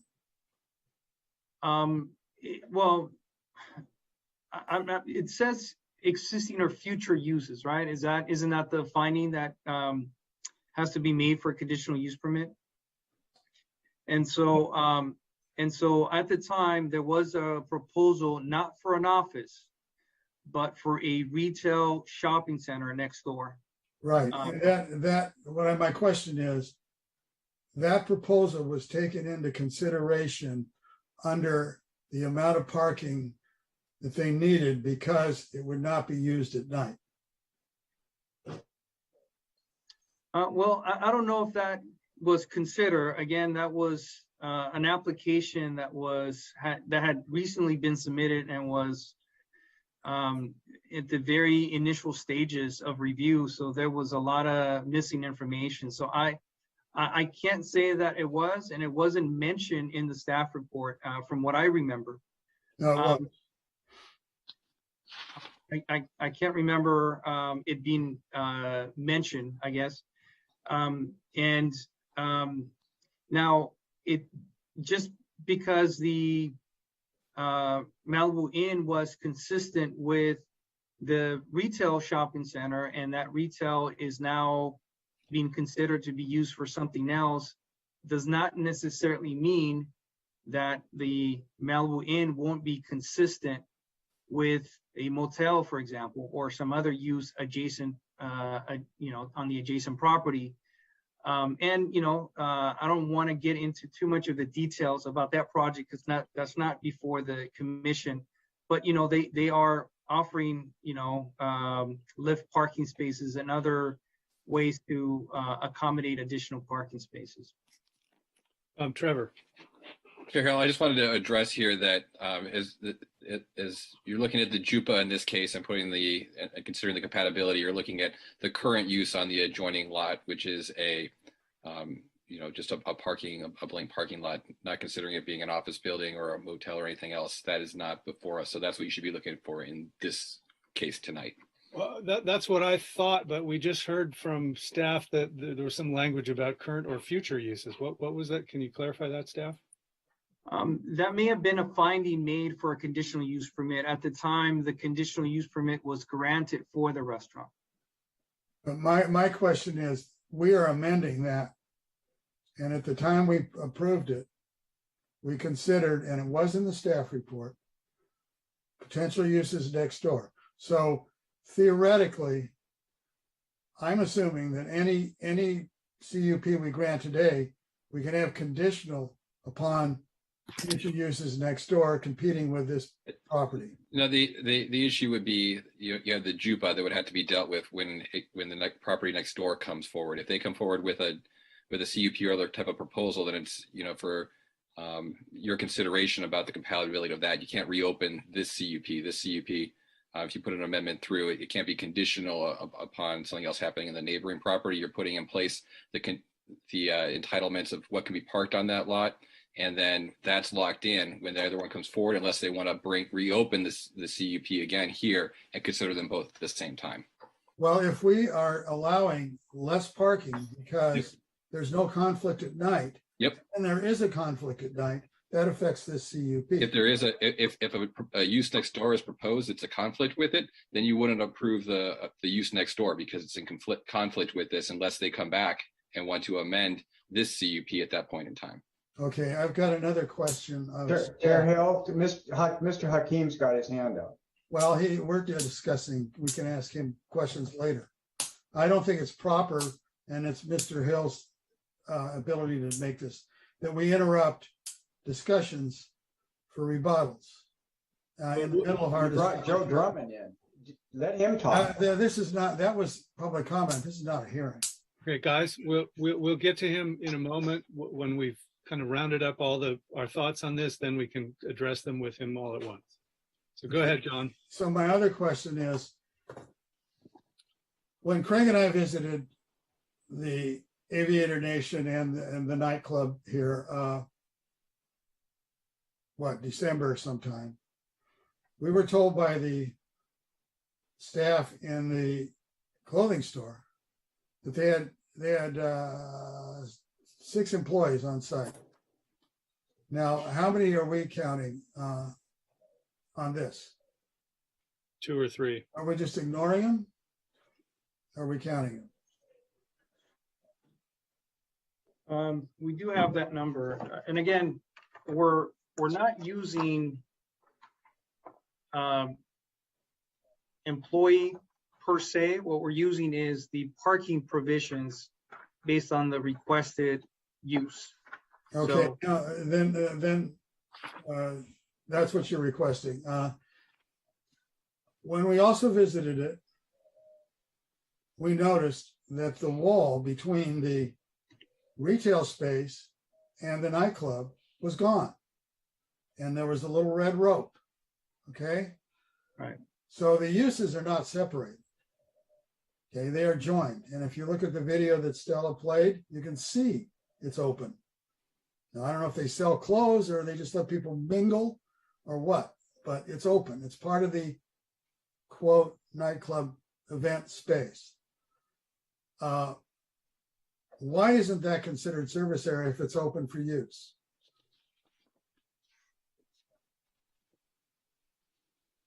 Well, I mean, it can be considered service area if that's what they're requesting. Again, they're not making the request to use that as service area, and if it is, then that would be in violation of their conditional use permit. Okay, but we can also look at conditions to make sure that the two spaces remain separate. Just like I suggested, perhaps putting a door on the employee lounge area. They could also put a door or a wall separating these two spaces. And those are things that the commission may consider if they need a physical barrier that separates the two spaces. Okay, then the other thing I noticed is John, is this a new topic or still on? Well, if anybody else wants to talk, fine. Well, I have a comment on what we've been talking about. Go ahead. Okay. So one of the things that's bugging me is that we have the parking spaces for the restaurant calculated on the basis of it being a restaurant, but we're definitely talking about a number of events per year, apparently 24 big ones and any number of 100-person events. When you look at the service area in the restaurant, that's different for a restaurant than it is for an event space. Because in the event space, like it is now, it's basically an open floor with a couple of tables and a little furniture. There's no distinction, there's no extracting the service area as of a different status. So you need to really count the whole floor as part of the event. So if you do that, and if you use that same standard for the restaurant of one parking space per 50 square feet, that increases the floor space by several thousand. And I guess we could distinguish it between, it's about 1,000 extra for the main event / restaurant space, and another, I forget the number on, but the retail side, that's I think another 1,000 or 2,000.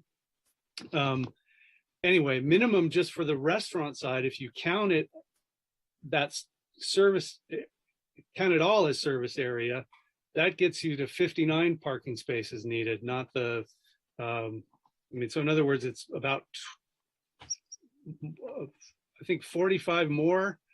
And if you're counting some of the retail space as part of that, that gets us up to about roughly 75 spaces that would be needed. So it seems like either you have to count that whole area when you're talking about the number of spaces, or you have to just bite the bullet and say, you know what, this is a restaurant. We're not having these giant 300-person events in it.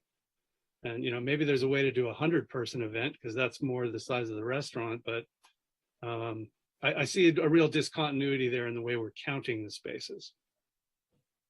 John?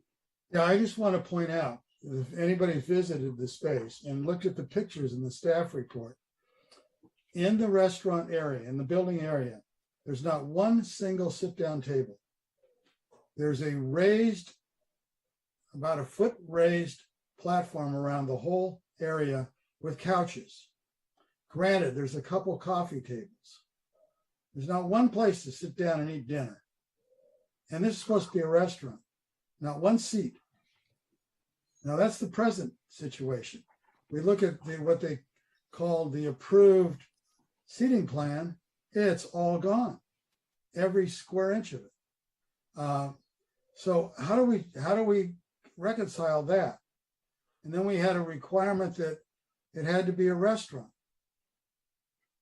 I can't conceive in the last couple of years that they sold more food than booze or parties. There's no food to get. Now, that can be changed, I guess, but we have an application coming in that shows tables and chairs and service area and walkways and everything else. None of it exists. Not one square inch of it exists. And you can see it right in the staff report and the pictures. How do we judge that? And I really want us to think about the fact that 13 years have passed. Very little of the first CUP has been complied with. because we live here. We know it. Jeff and I remember when it was a restaurant. And there was no bar and nightclub. For a very brief period, there was Crazy Horse Saloon. It closed. It went back to a restaurant. This isn't a historic nightclub.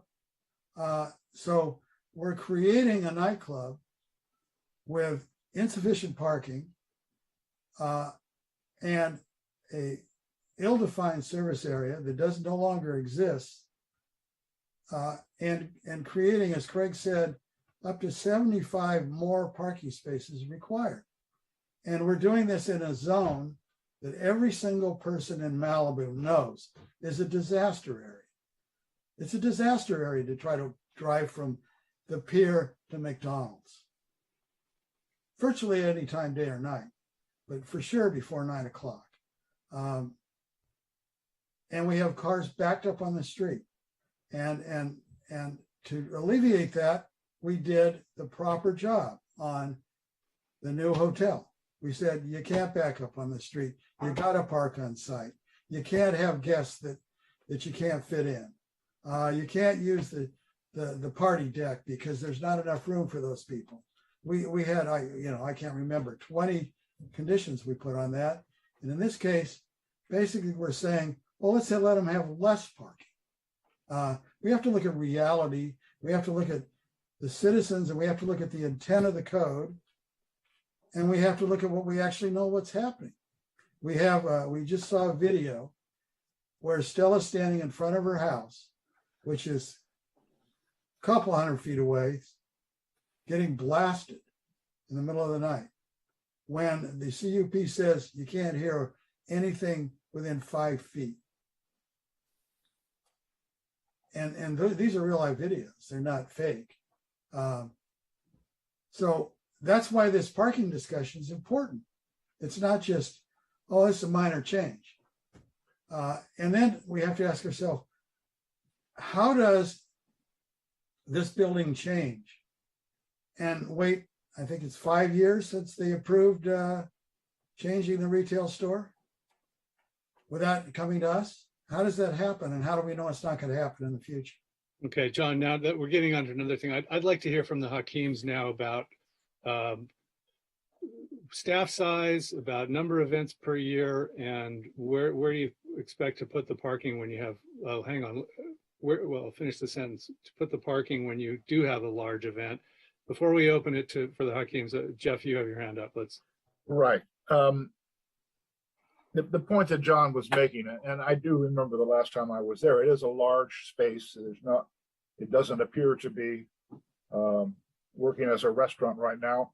We've got the diagrams that show it at a restaurant with, the service area and the tables and the chairs and all that. And I guess my question is, I want to get it in before we talk to the Hakeems, is it their representation that the restaurant is going to look like the diagram, that it's going to be tables and chairs, or is there no representation that that's going to be the case?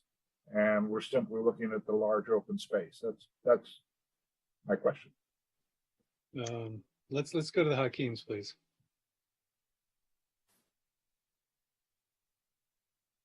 You guys there? Sorry, yes, we unmuted ourselves. Yeah, thank you, Chair Jennings. The space currently as it is has tables and chairs there. So I don't know why Mr. Mazza is saying there aren't tables and chairs. There are clearly tables and chairs in the establishment. And, and it's the same as what is shown on the diagram. He calls them. Okay, he calls them. I'm sorry. I was talking about when I visited it the last time when the motel was under consideration. I took a look at it then. If it's changed, fine. I'll take your word for it.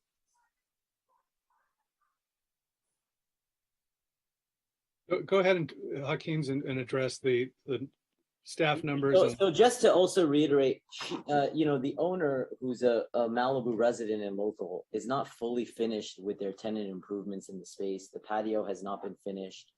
The interior has been finished, and she is made aware that they have to have the tables and chairs in the exact locations which are in the diagram, and they plan to maintain that at all times.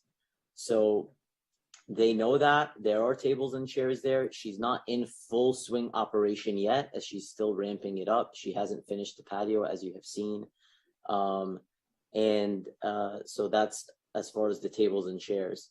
There was also, I just wanted to mention, you had said that this has been going for 13 years. For 13 years, this CUP has allowed for these 2 large events, and you keep mentioning Nobu and Soho House and that they have parking issues, but I have never heard once that we have had parking issues at our site for any events and from any neighbors. I have never heard anybody complaining about parking on our site.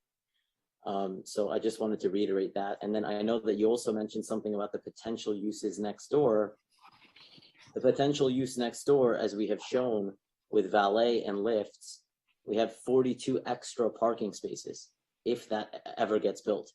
So I think that's way in excess of what we were proposing initially for the office and retail. And lastly, I just want to say, it's very clear if this modification doesn't get approved, it's worse for the reasons that you're describing. It's more restaurant service area. As I understand it, the parking code is clear for restaurant. It's not about employees, it's about service area. And we plan to maintain and make sure that they are only operating within the designated service area that is approved. So as far as the employees go for Aviator Nation, the retail component, there is a calculation made for employees for the retail, which is part of the code. I think it's based on 1 for every 250 square feet of retail or something like that. And then Mr. Mazza also mentioned something about, there are not enough seats. I mean, is it a violation of our CUP to have too little seats now because there aren't enough seats? We're being penalized? I don't understand. So we're planning to abide by the CUP. The tables and chairs will always be within the service area, and no food service will happen anywhere that is not on the diagram. Alex, quick question. It seems to me that if you were to have an event of 300 people, that the tables and chairs would of necessity not be in the location. You'd have to move things out of the way. Does that suggest, would you be willing, or how would you feel about a condition that said, okay, you can have the 100-person events, but not the 300-person events? Do you need those? First of all, we can't make that call because we've signed a lease with this specific tenant with this CUP being intact. And I think that a big part of their business is counting on having those 2 large events per month. We can't speak for them. I don't know if that's something that's extremely important to them or not, but I do think that in the prior hearings that we had, a lot of people from the community did like to have the live entertainment, because this was known to be a live entertainment venue. And so that's something that we came up with as a good compromise, 2 large ones per month. We provide the valet. And again, I want to reiterate, I do not know of any parking issues in those 13 years. Okay, thank you, gentlemen. We're back to the commission. John? Yeah, I just, I object to when people say things that the staff report shows are not true, okay? If you would take a look at the site photographs that we were provided, the very first page, it shows a swing around the restaurant. There's not one table other than on the top right-hand corner, there's a coffee table. Okay, not one. If you also notice that there's about 1 foot rise all the way around, carpeted, the whole restaurant, where tables are supposed to be.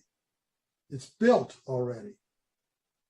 If you look at the bottom left-hand corner on the first page, you will see right into the retail store with a surfboard hanging in it. Okay, it's not a separated space.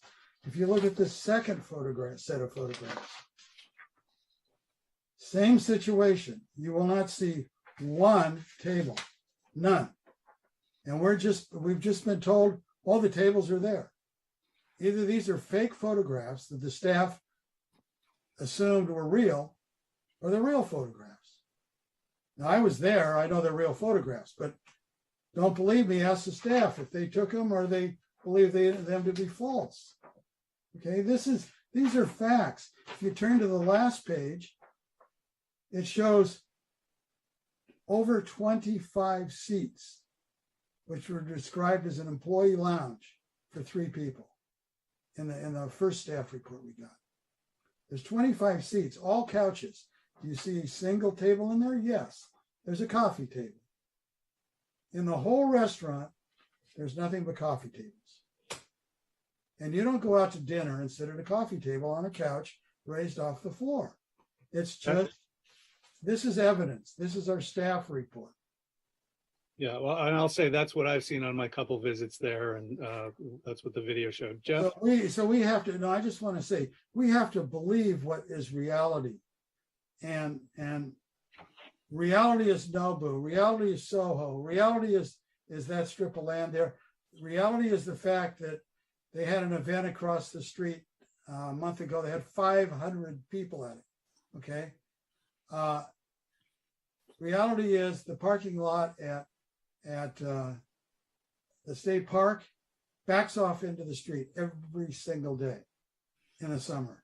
The reality is the parking lot next to this backs into the street every single day in the summer when it's hot. Okay, that's the reality. Both of them charge $20. So people fill up the street because that's free. Where's this parking going to come from? Especially if an event is done during the day. John, let's hear from Jeff. Yeah, we routinely hear applications for businesses or restaurants or whatever that come to us before the restaurant is built out, as they have to. And so if the intent is to create the restaurant that has the diagram, the seating arrangement that's shown on the diagram, I guess my question to staff is how do we assure that is what happens? Assuming we grant the change that's requested in parking requirements, how are we to be assured that the space is actually going to be the space that we use to calculate the parking requirements? That's another great question. And we I'm on fire tonight. You are. Some really good questions. So we struggle with that one. And because particularly for the previous restaurant, they had fixed seats. And so we asked the applicant in this case that they needed to delineate the area on the space somehow so that the service area isn't rearranged in a way that would allow more people to then use the restaurant. And so what they came up with is they created these platforms. And as Commissioner Mazza pointed out, there is about a 3 to 4 inch platform that, where the couches are provided. Now, this restaurant is unique in that instead of chairs, they have couches, and instead of dining tables, they have coffee tables. But the time we were there, they were actually serving food, and people were sitting down and eating. And then, and so we took those pictures, and that was how that's how we were able to establish that the service area, it would be something that code enforcement can go out there and enforce, because they would be, subjected to using just those platform areas. And, and so once they did that, then they revised their service area to then reflect the platform areas. And then we compare that to how the original service area was approved for the restaurant, and they were very close. And so those are the exhibits that were presented to you in the PowerPoint presentation. Okay. I'm getting, well, okay, go ahead, Mark. I want to say, I think that the applicant is asking to de-intensify the usage. We're getting into kind of relitigating the existing CUP. I don't think is what's before us.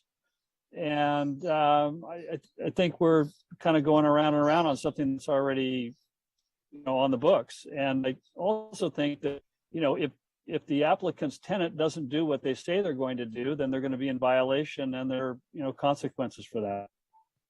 Well, to be clear, what we're doing right now is exactly, as you put it, relitigating at the CUP. I mean, we're here to update or revise or amend in any way, shape, or form. So we would leave it the same or change it a lot. John? I just want people to go back and look at these pictures and see if there's, I think, 64 seats. I count 1, 2, 3 tables, one of which is 2.5 feet around. Actually, 2 of those. Okay, now you don't put 64 dinners on those little coffee tables. Okay, you just don't. I mean, this is just flat out not true. And if you look at the first page and you got that picture with the eagle, there's no room for a seat there. And you got 2 little wicker chairs with a side table. That's not a dining room. You've got just try to find more than 10 seats where you can eat, let alone 60. This is brand new stuff. This is not stuff they're going to tear out and put back to where they're using the same floor plan they used 13 years ago. It's brand new. It's built in the last year. They are limited. You believe what you hear, but I don't. I think we're getting to the short end of this discussion about the number of parking spaces. I think there are other issues involved in the CUP.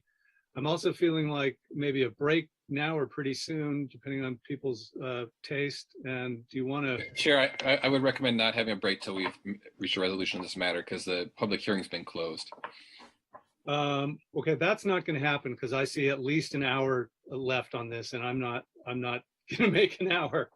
So soon or whatever the commission's pleasure might be.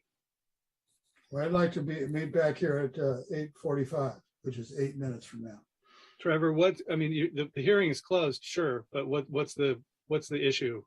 The better practice is we're in the middle of the deliberations about this, so that the public can see everyone here and the deliberations are going on, and there's nothing going on once the item is paused. So if there's any way to complete a motion on this before you take your break and take your break between items, that is the preferred recommendation. All right. Well, we can try to move ahead, and at some point somebody's just going to go, okay, that's it.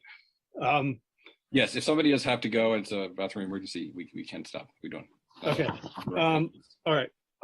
I'd like to just, I guess, to summarize my take on all that. I feel like the large events, the 2 per month, 300 people events, those are the problematic thing. And I don't think that we've got it covered. And I feel like there should be more parking on site than now, not less. That's my own take on that aspect of it. And to move on, there are traffic issues here too. I know that there's been a lot of discussion about transportation studies having been done. A lot of that is the way the studies are done, like for the ISMND, for example.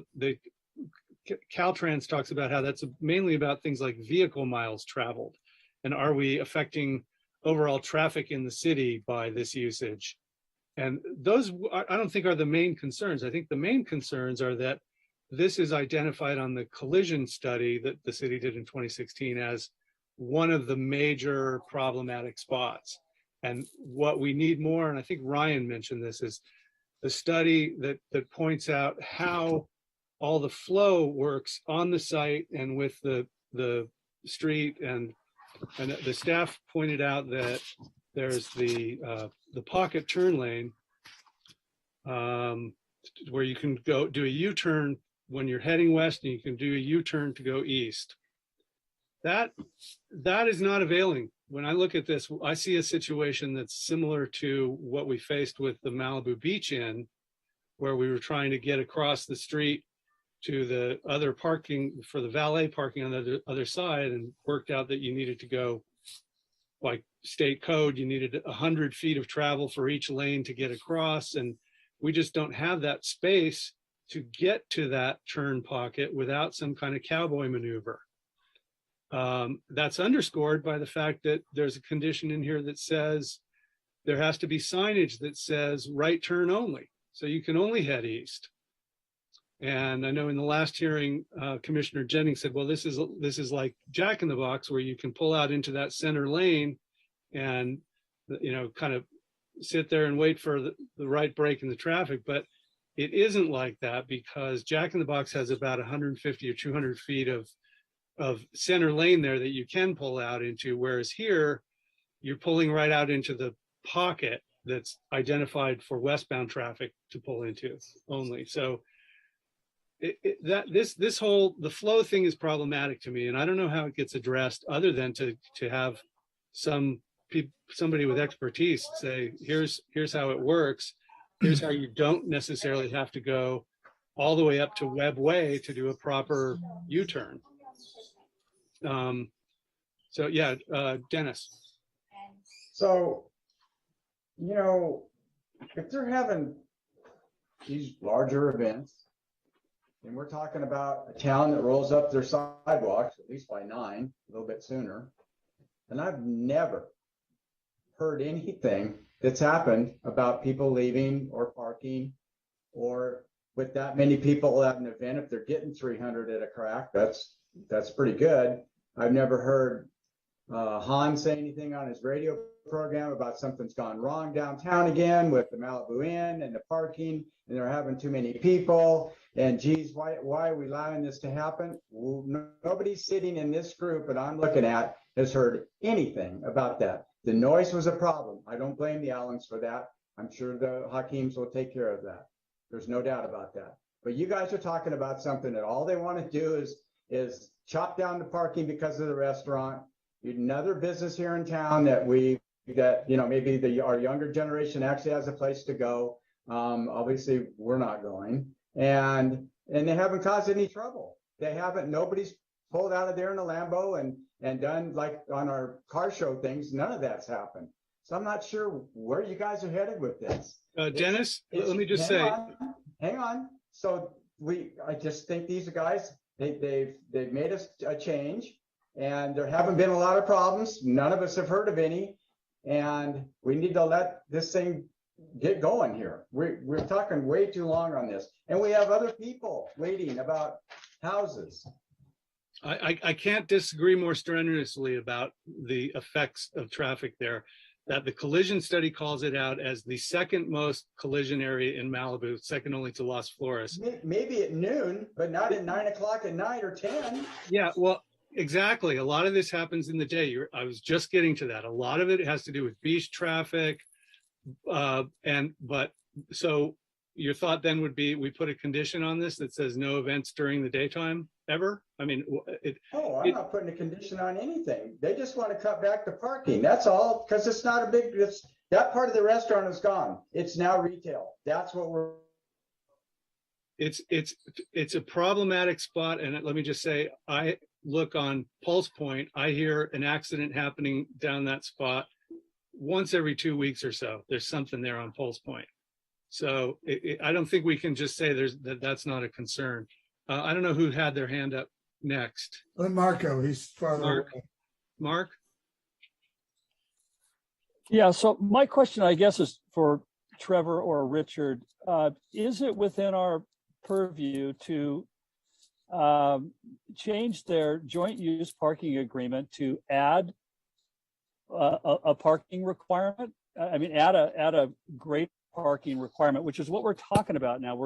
We're discussing whether or not the usage is going to be the right number of tables, all this kind of stuff. But are we really, I mean, it's not, I don't think it's within our purview to decide that the existing joint use parking agreement is not stringent enough in terms of the parking. Am I wrong about that?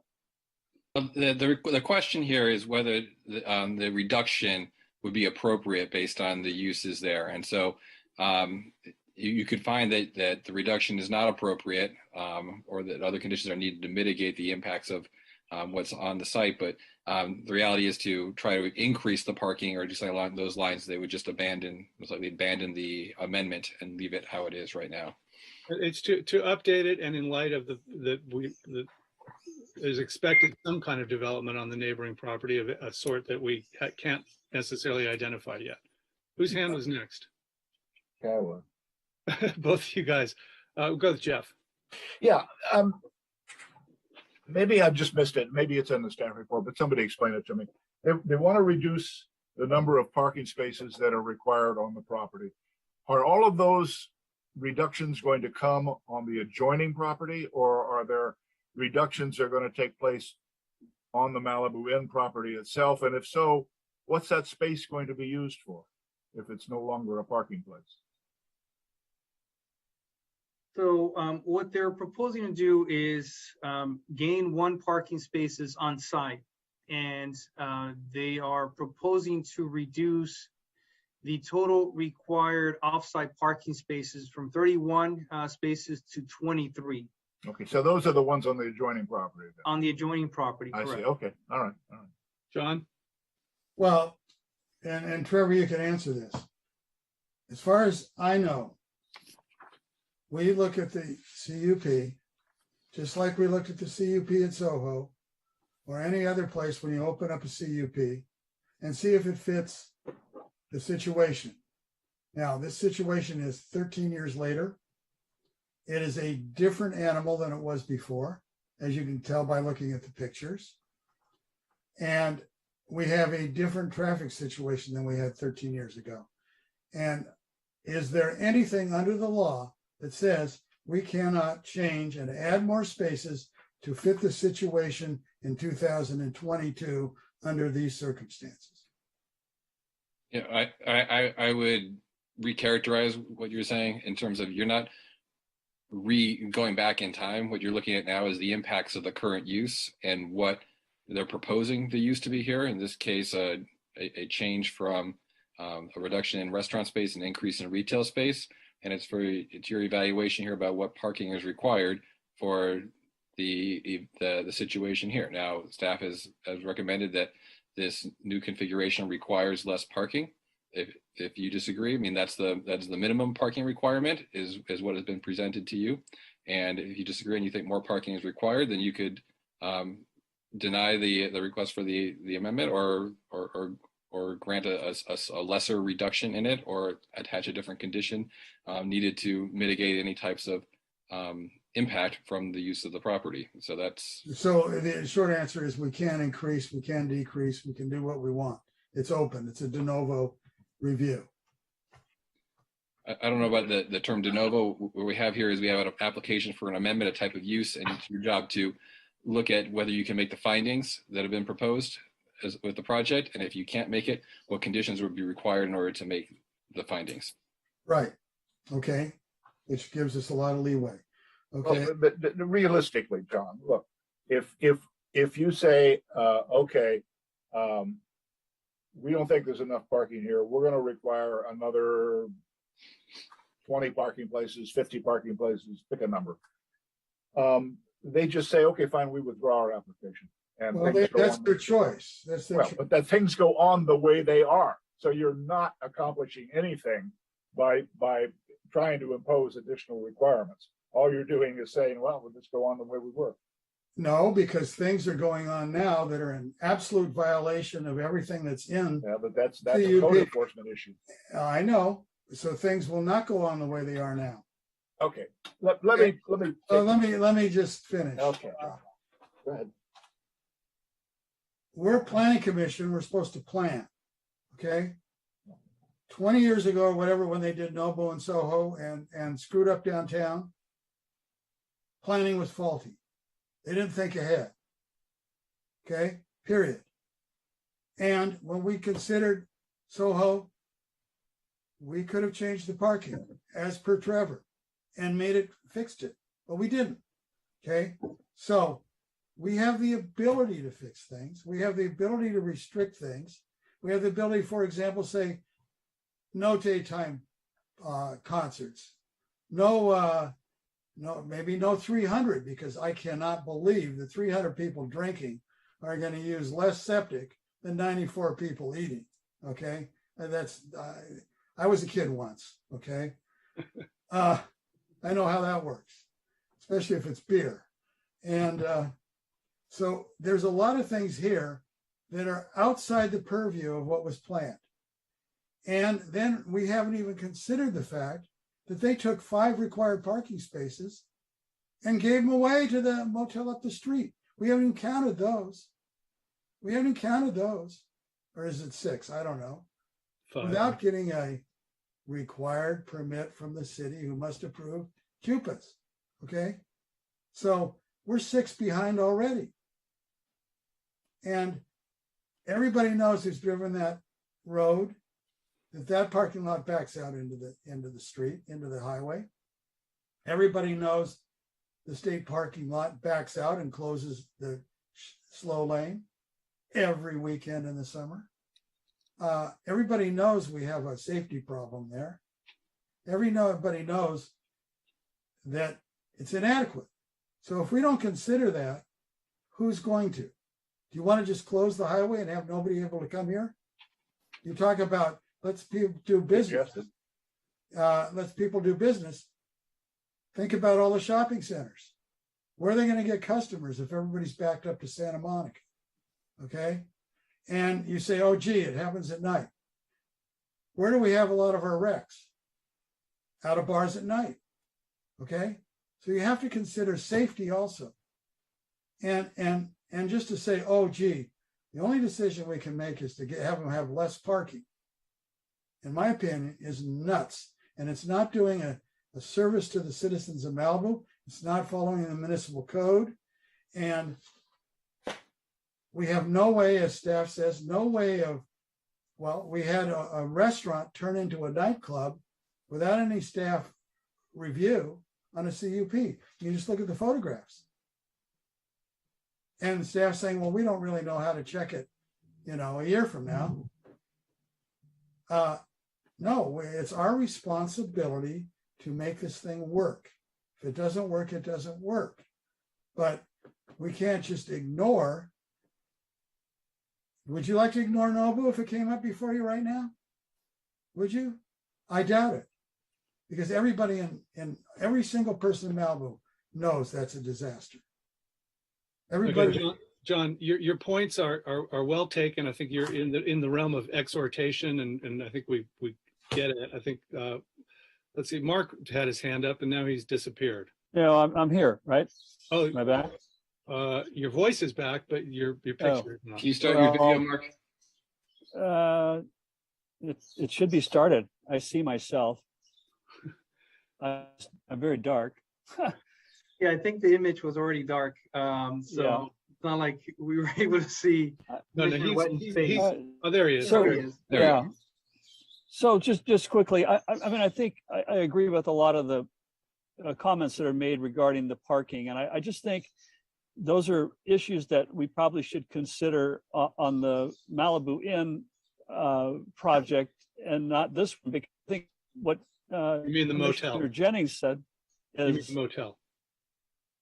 Yes, the motel. Sorry, the Malibu Motel project, because I think what Commissioner Jennings said is accurate. That I mean, practically speaking, we're going to increase the parking requirement for the Aviator Nation property, but it's not realistic to think that we're going to get it done. I mean, the applicant's just going to say, well, we'll just withdraw our application. So I think we're spinning our wheels. What you, Jeff?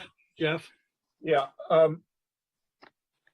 I don't think it's our job to be the the planners for Malibu in general. That's the city council's job. We're not the city council. Our job is to apply the laws that the city council gives us to the situations that come before us.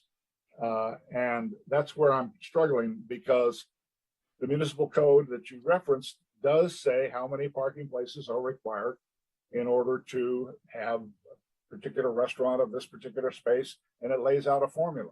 Now, it doesn't say that you can't require an increase in it, but it does give you the baseline of where you should be. So I'm struggling to come up with. I frankly do not feel that it's our job at this point in this application to review the entire CUP. I think I just want, my personal preference, I just want to deal with this parking application. And so that may cut down the amount of time we spend on this a bit. But I think the thing I'm most troubled by is how to meld the requirements for the events into what we've been talking about. And you know, it's one thing to say, well, it hasn't been a problem yet. But that's not really very satisfying in terms of looking to a code and saying, you know, this is what the code says we should have for an event space. So that's my hang up at this point is coming up with a number that says, okay, yeah, that you need this many for a restaurant, but you need this many for an event based on the number of people or whatever the code says it is. Yeah, well, just to follow that comment, I think the implicit message we're getting is there's no intent to reduce the number of 300 person events. That's what we heard was, well, we could check with the business proprietor there and see what they need. But I mean, it seems like that's what this space is all about. And the notion that it's just going to turn into a straight ahead restaurant with the tables arranged the way it is in the diagram anytime soon, I don't think that's in the cards. Just that hasn't been represented. John? I disagree with you on the fact that we can't get rid of what's considered a public nuisance. But I also want to point out, just for Mark Wetton, is CUPs are forever. Okay, they never ever go away. Now, if the motel, if whatever's built next door comes in, that's a different lot. It does not affect the CUP at all, and we have no review of it, just like we have no review of that motel today. So what we decide tonight, theoretically, is forever, for 100 years from now. That's one of the problems with planning in CUPs. Other cities have them expire. We don't. We just say 200 years from now, who cares? Which, you know, isn't codified, but that's what we do. So that's something you have to be careful of and cognizant of. Now, I guess we're sitting here arguing away on this, and I think I want to make a motion, and I'm open to amendments. But number one, no parking on PCH. It is not allowed, period. Okay. And that is an accepted thing in Malibu. Two, no large events. This property cannot handle septic-wise, parking-wise, traffic-wise, 300 people, 340, whoever comes through the door. Now, I just want to remind you that the original CUP, which still is in effect, required every single large event to call the city compliance officer and the sheriffs 3 days ahead of time and notify them. It's never been done, ever. Okay, that was for a reason. That's so they could watch what was going on. Never once been done. Okay, it's part of this. It's part of the CUP as it stands now. I want to eliminate the JUPA that was never approved by the city. It has to go. That's 6 spaces we can't account for. 5, but yeah. 5, okay. and it was never approved. And unfortunately, it shows us what a mistake we made before. I think we need to, with the 300 people events gone, we don't need to worry about the 28 people on staff. 28 people on staff is half of the parking. It's more than half of the parking, just for the restaurant alone. So that's why that needs to go. Otherwise, we need to increase parking. We need to require any offsite parking to be within 300 feet and require valet. Theoretically, they don't need it unless they're cheating, okay? According to the staff report. Next, I would like to have a inspection of the property 6 months from today to make sure it's restored back to where it was. And that seating chart is correct rather than what is actually there. So a 6 month review every 6 months, okay? And a client pays for it. City can determine the fee. We've done that before many times. We need someone on staff to ensure no backup on PCH. No closing of a lane on PCH. Just exactly like we did on the, whatever Norm's Restaurant's called. At least 50% of the sales must be food. It's already part of their liquor license. What? It's already part of their liquor license. It may be part of their liquor license, but I doubt if it's true.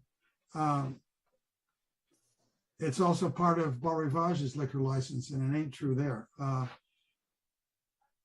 Let's see here. And we want to continue to keep what's already in the CUP on noise. So no, I would say no music in the outside patio. And then the last one that I can think of, and I'm open to amendments, is that the retail space must be physically separated from the restaurant nightclub space by a wall, okay? And then the last one, which I just thought of, is the quote, employee lounge must be closed and locked. No 22 extra seats in the back. And that's my motion. Before we get a second, by way of clarification, well, let's get a second for discussion. Then I have a question or two on what he's just proposed. Do we see a second? I'll second for discussion. John, one of your conditions was any offsite parking has to be within 300 feet with a valet. Is there any lot within 300 feet where a valet? Yeah, there is. There is the state lot, if they could rent it from the state, and the state rents out their lot all the time for film crews. So this would happen theoretically twice a month? No, I thought you were going to eliminate the events, so there wouldn't be. Oh, no, I'm only eliminating the large events. For the small events, yes. Okay, what size would the events be limited to? 100. Okay. Which is a TUP requirement. Okay, and these events should have a TUP because the staff has to make sure that there is parking. You can't leave it up to the tenant. They're not going to go pay for extra parking if they can get away with it. And we have found in this town, the day after the event, forget it. You're not getting anything out of anybody. But to clarify your motion also, you said something about maintaining the hours.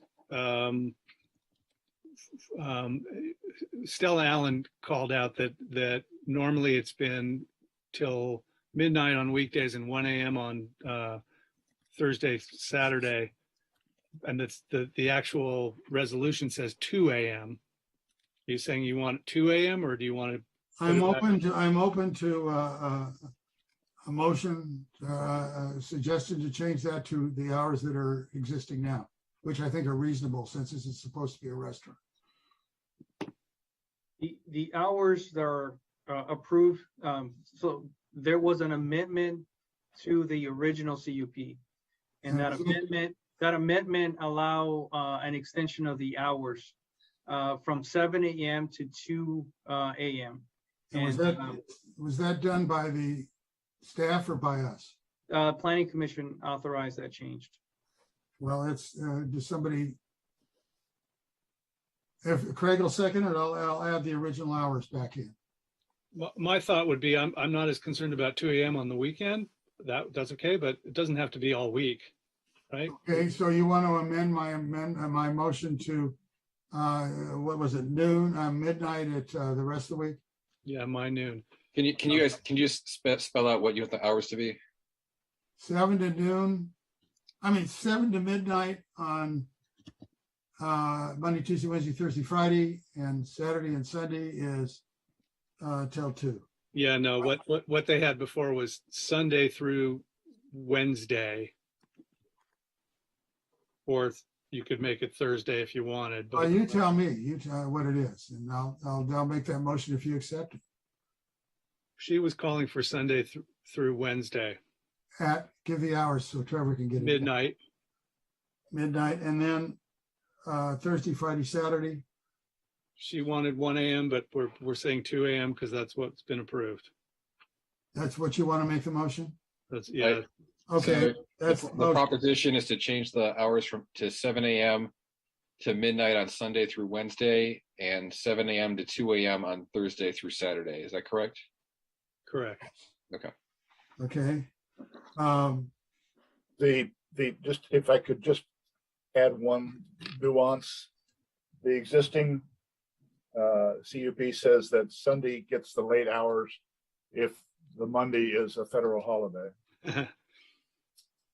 Yeah, is that fine with you, Craig? Yeah. That's what we're doing, Trevor. I'm accepting that. Okay.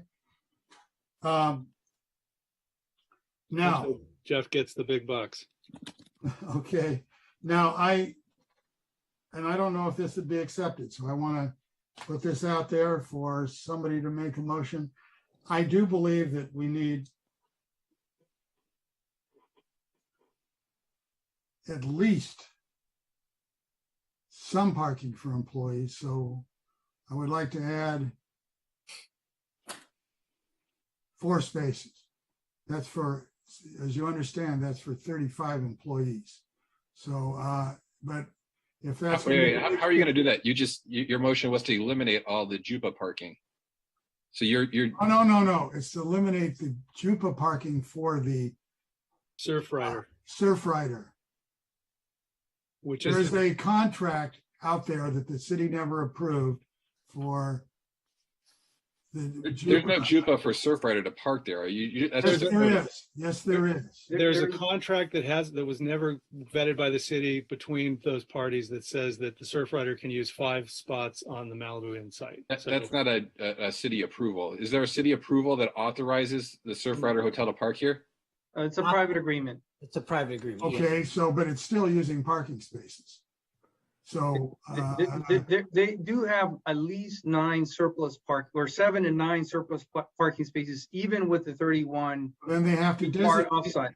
They have to so those if you want to eliminate that, then the proper condition would be then to prohibit the renting of spaces to anyone else. Is that what you're looking for? So they can't rent them out to another entity?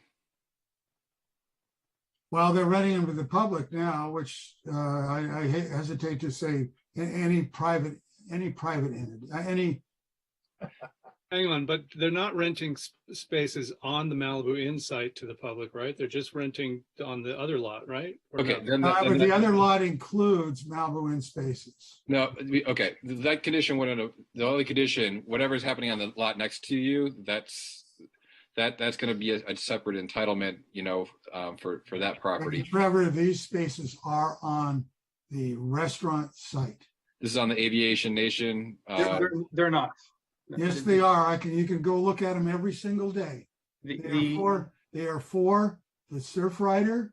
They're lined up every single day. The first 5 spaces in the parking lot next to Jack in the Box. Okay, it's your motion, Commissioner Mazza. If you want to have a prohibition on renting the spaces out to another business, then you can put that in, or you want to. Should I put in without city approval or without planning commission approval? Without a JUPA, you want to do that? Yeah, without a JUPA approved by the planning commission. They're not allowed to rent the required parking spaces. I think that's already a code requirement. They are, and nobody's doing anything about it. On the side of Malibu Inn, they did have a private agreement to rent 5 parking spaces on the Surfers parking lot next door. No, they don't. So that's a code. Let's get the motion done so we can call the question and get a vote on it. Otherwise, we're going to do it. I'm going to change that motion to no JUPA can be allowed in conflict with the required parking for this lot. We can't constrain a future commission from what they could do in a JUPA. No, but what I'm saying is you can't double count. You can't have spaces assigned to this and then have them rent them to somebody else. If they want to have a future JUPA, they can apply to have that done. We can't constrain it, but you can prohibit other businesses from renting spaces off the site without amending the CUP. Okay, that's the way it should read. You write up the way it should be. Okay, I think I got don't want them double used. Okay, and anybody else have any problems with any of these or anything they want to add? I'm not going to vote for any of it, so I'd rather just call the question. Call the question. Okay, can we have the vote, please? Commissioner Mazza, Yes. Chair Hill, Do you want me to convert to list out the conditions we're voting on here? that would be great. Okay.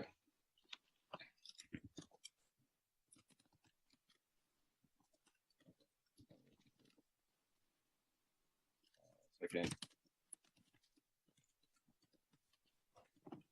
So the motion is to is it to grant staff's recommendation with the following changes? So that would be to grant the amendment and the reduction on the JUPA, but with these changes. And the changes I have are, you said no parking on PCH. No, I don't want to reduce the JUPA. I didn't put that in there. Okay, so it's to grant the CUP amendment, except that not allow the spaces required through the JUPA, not to amend the JUPA and not to allow the spaces required to be reduced. Is that correct? Correct. Okay. And then on top of that, these additional conditions. First, you said no parking on PCH. You mean no employee parking on PCH? I mean, no. Oh, he means no parking. You want someone just parks on the street and walks in. If you're gonna go there, you don't park on the highway. You can't. I don't think you can do that. You can say no employee or no valet, but you couldn't say no public. It'd be really hard to enforce against. Well, we did it on the hotel, person. but okay, no employee parking. Okay, no employee parking on PCH. Modify condition 19, which is the events that allows events to allow only 100 people. Require an TUP to be obtained, and require that any offsite parking must be within 300 feet by valet and 300 feet and parked by valet. Another condition, spaces on site cannot be rented to anyone other than the public without a JUPA and all other required entitlements. A compliance inspection will be required starting 6 months from the date of approval and then every 6 months thereafter. You didn't specify, is there a period when that would end, or is that just in perpetuity? No, every if Craig agrees, every year thereafter. Okay. 6 months, and then every year. And every year in perpetuity. Yep. Okay. And then you said ensure no closing of a lane on PCH. Adrian, do you know what that condition is? I think he said it was from Norm's Hotel. There was a condition about this. Are you familiar with that condition, Adrian? Yes. Okay, and that's and so you would want that condition brought into this one? Correct. Okay, a requirement that 50% of sales must be food at the restaurant. And then I believe you said no outside music, is that correct? Correct. Then the retail space must be physically separated from the restaurant by a wall. Yes. The employee lounge must always be closed and locked. Correct. And the hours will be modified to be 7 a.m. to midnight, Sunday through Wednesday, and 7 a.m. to 2 a.m. Thursday through Saturday, except if the Monday is a national holiday, then Sunday may stay open from 7 a.m. to 2 a.m. Does that accurately reflect your motion? You left one off, Trevor, I think, unless we killed it already. He said no offsite parking, or no, he said any offsite parking has to be within 300 feet with a valet. Okay. Yeah, I included that. That's as part, because that was only allowed for the events. So I added that to condition 19. There were 3 changes to that. One capped at 100 people. Second was to obtain a TUP. And the third was that any offsite parking allowed by that TUP would have to be within 300 feet and by valet. Okay. Can we call the roll, please? Yes. Commissioner Mazza, Yes. Chair Hill, Yes. Commissioner Jennings, No. Commissioner Wetton, No. Vice Chair Smith. My God, no. Motion fails. Okay. You guys want to talk about what is most egregious in there that's causing you to vote no? Is it the whole thing? Is No. it 1 or 2 things? What's the? No. Well, let's approve it. Okay. Well, somebody No. make a motion. I have a question for staff. I'm struggling mainly with the event parking, and I haven't been able to come up with a way that in my own mind that solves the problem. So my question is, going for, I've heard Commissioner Smith say that it hasn't really been a problem in the past, and my own experience is that's probably true. There hasn't been a lot of concern about those events, but is there a way that we can keep control of those events so that in the event they do become a problem, we can revisit them? I mean, I'm with a nod to John. I mean, CUPs are forever.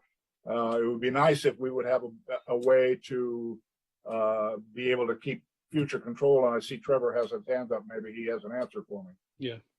You could add conditions that, if there's a number of violations, that the number of events is reduced, if they have a certain number of violations in a certain period of time. I think there's similar type of conditions you guys had done.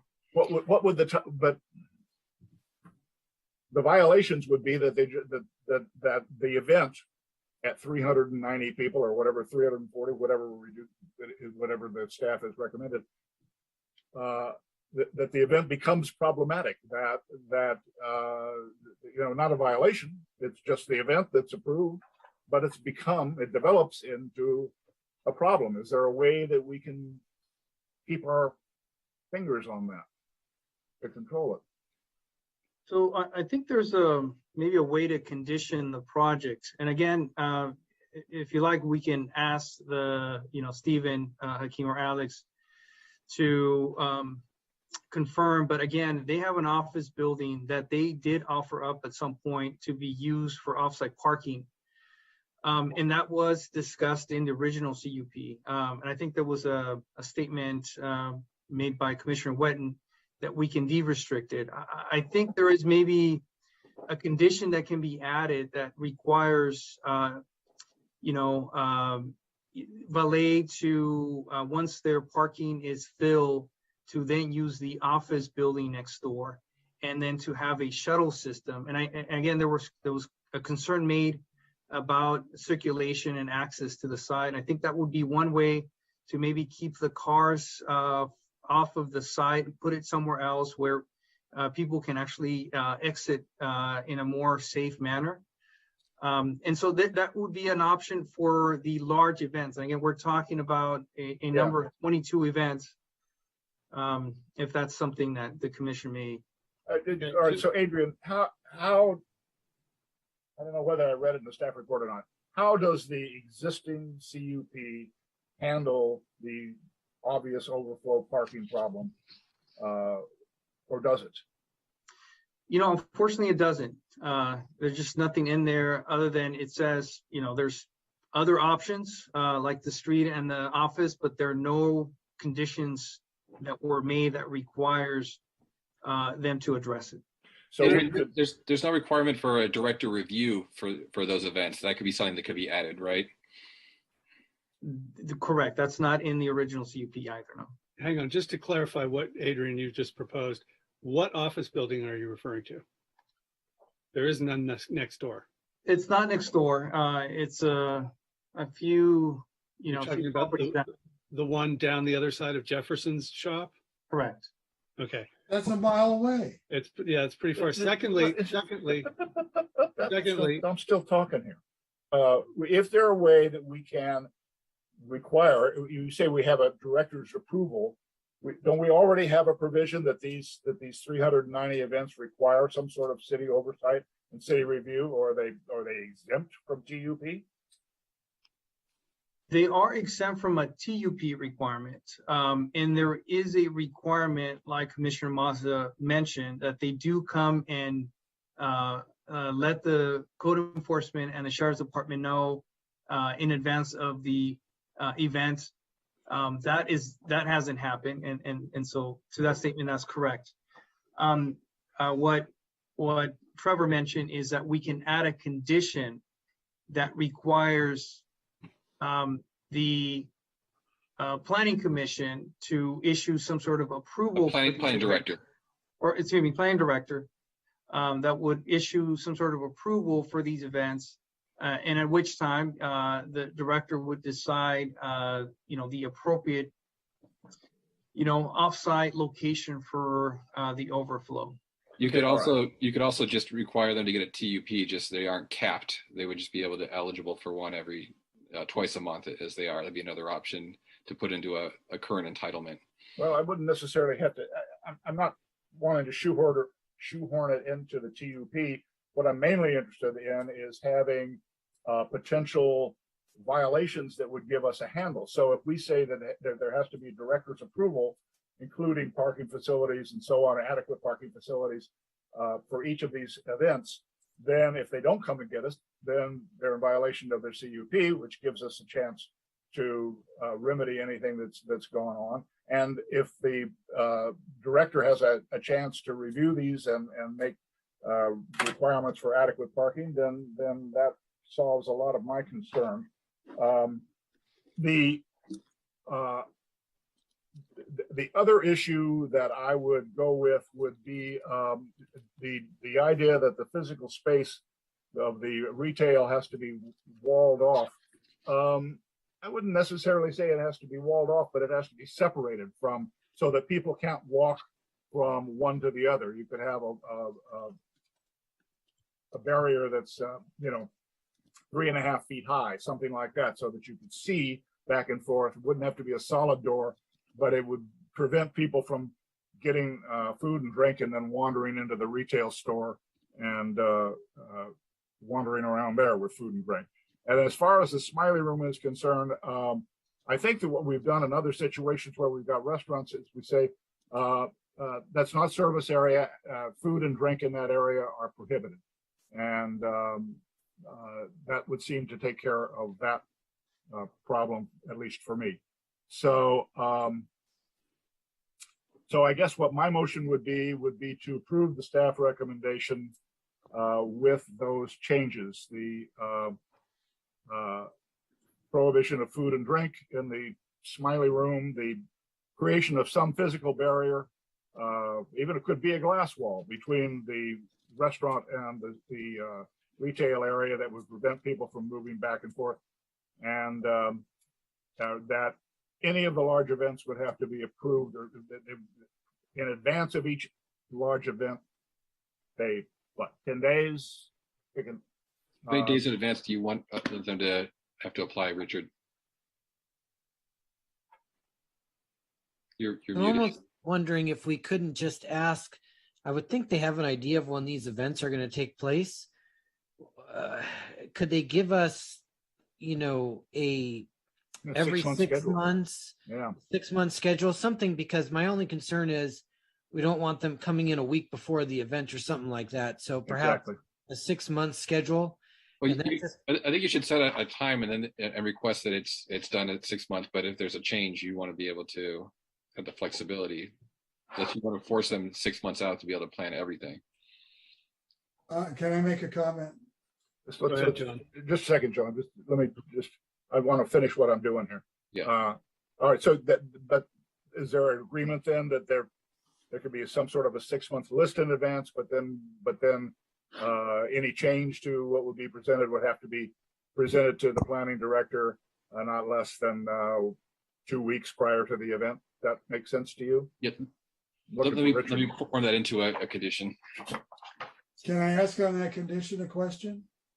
Does the planning director look at things that are required in TUPs, like where people are going to park? Exactly. The planning director would have to consider adequate parking for the event. And that leaves him a completely free hand to be as generous or non-generous as he feels is appropriate. And can the planning director authorize parking more than 300 feet away against the municipal code? I'm going to leave that to the planning director. Okay, I just want to make one comment, and this is mainly for people who haven't been on the commission for long.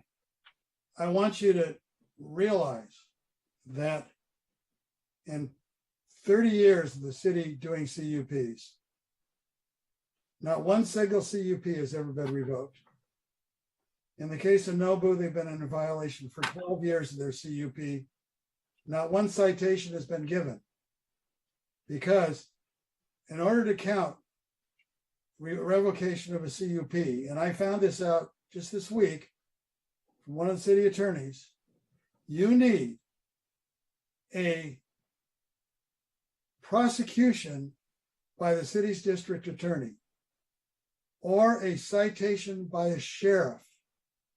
None have ever been given, because sheriffs do not know the TUP and they will not give a citation.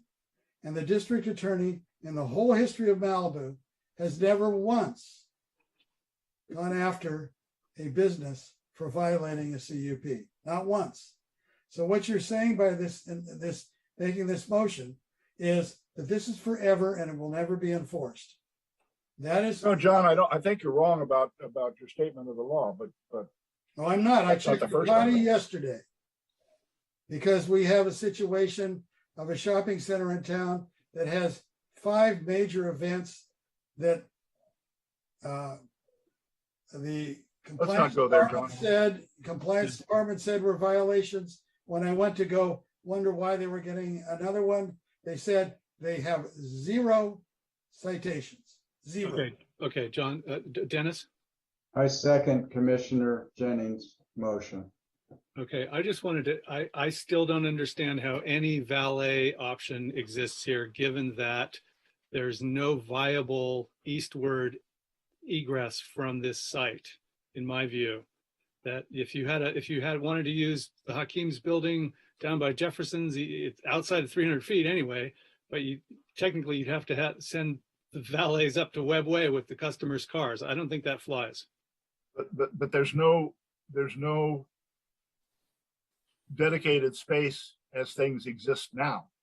So I know you're trying to go back to the original and do it from scratch, but I'm more of this isn't going to hurt, this will help and make things better kind of thing. So you honestly believe that somebody can drive a mile to have their car parked? It's probably not even legal to take a customer car that far. I'm just saying that I'm leaving it up to the planning director to come up with adequate parking for And these by the events. And way, if he doesn't come up with it, if he feels that he can't come up with it, the event doesn't go on. And then, by the way, that building is now currently being illegally rented to the restaurants across the street for nighttime parking. Okay, John, I get it. You don't like it. No, I'm just saying, well, we have to have a practicality here. You make a motion for something that will never be enforced, can't be enforced, never has been enforced, and think it solves something. Not one. So, Trevor, well, Take a vote. Yeah, okay, Trevor, Yes. I have a question for Trevor. John says that in order to revoke a CUP, we have to have the district attorney. What is it, John? The district attorney has to bring the action. they have to have violations, and the only violations are citations by a sheriff and prosecution by the district attorney. No, I think that's not accurate. A CUP revocation, you do need to have evidence, and evidence provided by a sheriff's citation or other documentation showing violations would serve as evidence, to prove it up. But it's not required. And a prosecution from the district attorney would be for a criminal action. You could violate a CUP without having a criminal action. So that would not be a requirement in order to invalidate or revoke or modify a From CUP. our city attorney. And also, by the way, the Village Shopping Center, all those car shows, no violation at all. None. John, okay. Okay.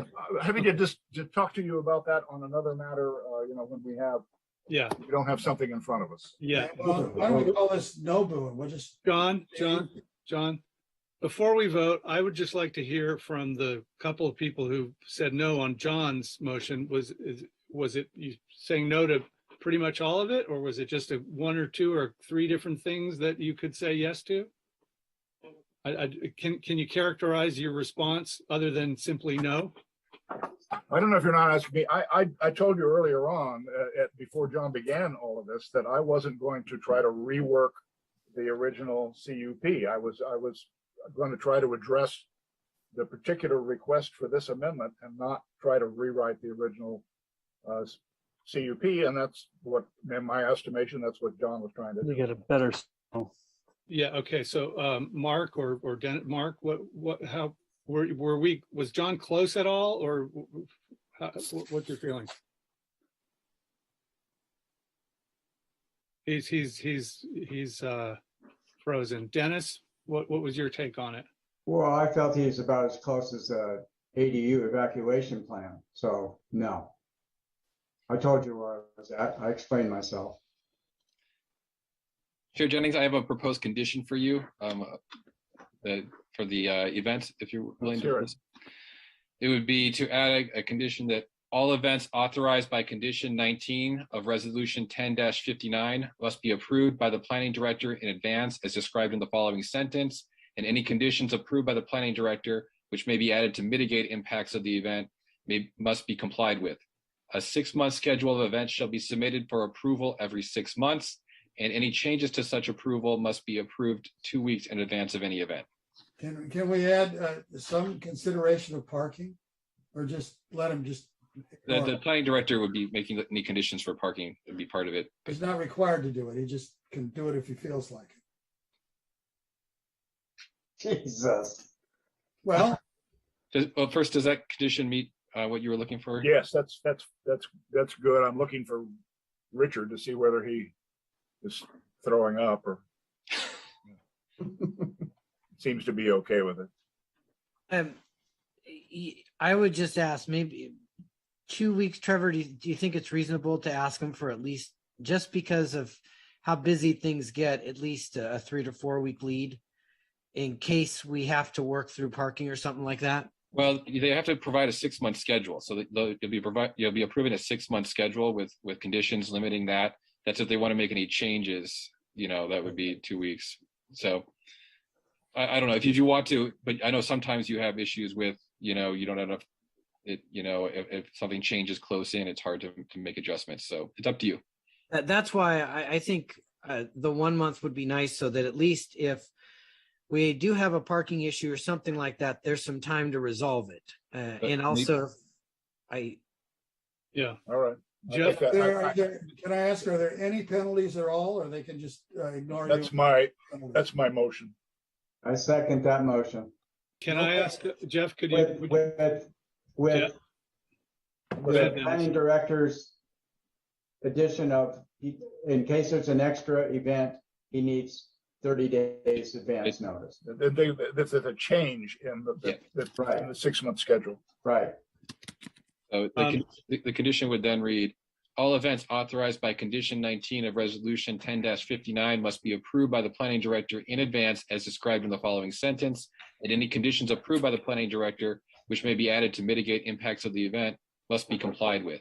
A 6-month schedule of events shall be submitted for approval every 6 months, and any changes to such approval must be approved 30 days in advance of any event. You had a question for me? Yeah, Jeff, would you consider a friendly amendment on the hours of operation to what we had specified to midnight, Sunday through Wednesday, and 2 a.m. Thursday through Saturday? Isn't that what it is? No, it's 2 a.m. daily right now. Council let's see, bear with me. ASMO, there's 2 large events. Council revised the permitted hours of operation and alcohol sales.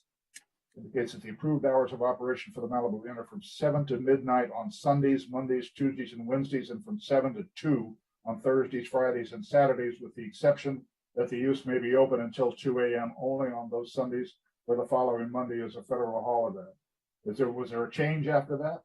I have a note. I have a note here that I don't know where it is now, but sections 4A and C state that the existing restaurant will continue to operate from 7 a.m. to 2 a.m. Yeah, it was changed, Jeff. That was the original provision, and then they changed it. Help me out, staff. Adrian? Yeah, that was a change. Planning Commission allow a modification, which is Resolution 11-72, Condition 2, and it allowed the hours of operation to be 7 a.m. to 2 a.m. daily. Okay, so I would be willing to accept a friendly amendment to move it back to what it was on City Council Resolution 10-59. That's 7 a.m. to 12 a.m. on Sundays, Mondays, and Tuesdays and Wednesdays, and from 7 a.m. to 2 on Thursdays, Fridays, and Saturdays, with the exception that the use may be open until 2 only on those Sundays when the following Monday is a federal holiday. Right.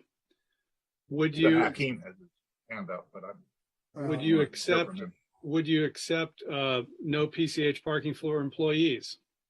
No, I'm not going to go any further on changes than that. No, you would not accept no music on the outside patio. No. Okay. Well, shall we put this one to a vote? Sure. I just want to get clarification. We went through the hours and the other condition about approvals. The other 2 additions were to staff's recommendation were that the retail space must be physically separated from the restaurant by a barrier at least 3 feet tall. I think that's what you're describing. Well, I would go at least 42. That's guardrail. Yeah, 3.5 feet. The safety issue. Okay, at least 42 inches in height. Yeah. And then you asked for a prohibition on food and drink in the Smiley Room. Is there another name for the Smiley Room? There's already a condition. Condition 10 says dining or drink service is not permitted within the employee lounge area. Well, I'm not talking about. I want to expand it beyond service. I don't want anybody sitting in there drinking or eating. Sitting, drinking, or eating. Okay, so that would be the change to what condition is that, Adrian? Condition 10. Okay, and it would be that change to condition 10. So sitting, dining, or drink service is not permitted within the employee lounge area. Correct. Is that right? Okay. Yes, but it's more than service. I don't want people to go to the bar or wherever, get a drink, and then walk in there to drink. Just remove the word service. Got it. Okay. But then if it's for employees, surely an employee is allowed to drink there. Well, yeah, sure. So public, the word public. Yeah, for patrons. Non-employees. It applies on non-employees. Okay. Okay, are we ready to call the vote? Yes. Yes, go ahead, Rebecca. Commissioner Jennings, Yes. Vice Chair Smith, Yes. Commissioner Mazza, No. Commissioner Wetton, Yes. Chair Hill. No. Motion carries. All right, We'll with, take a break. yeah, let's take a break. It's now 9:40. Let's be back at 9:50, please. Thank you. Please turn off your video and mute on break.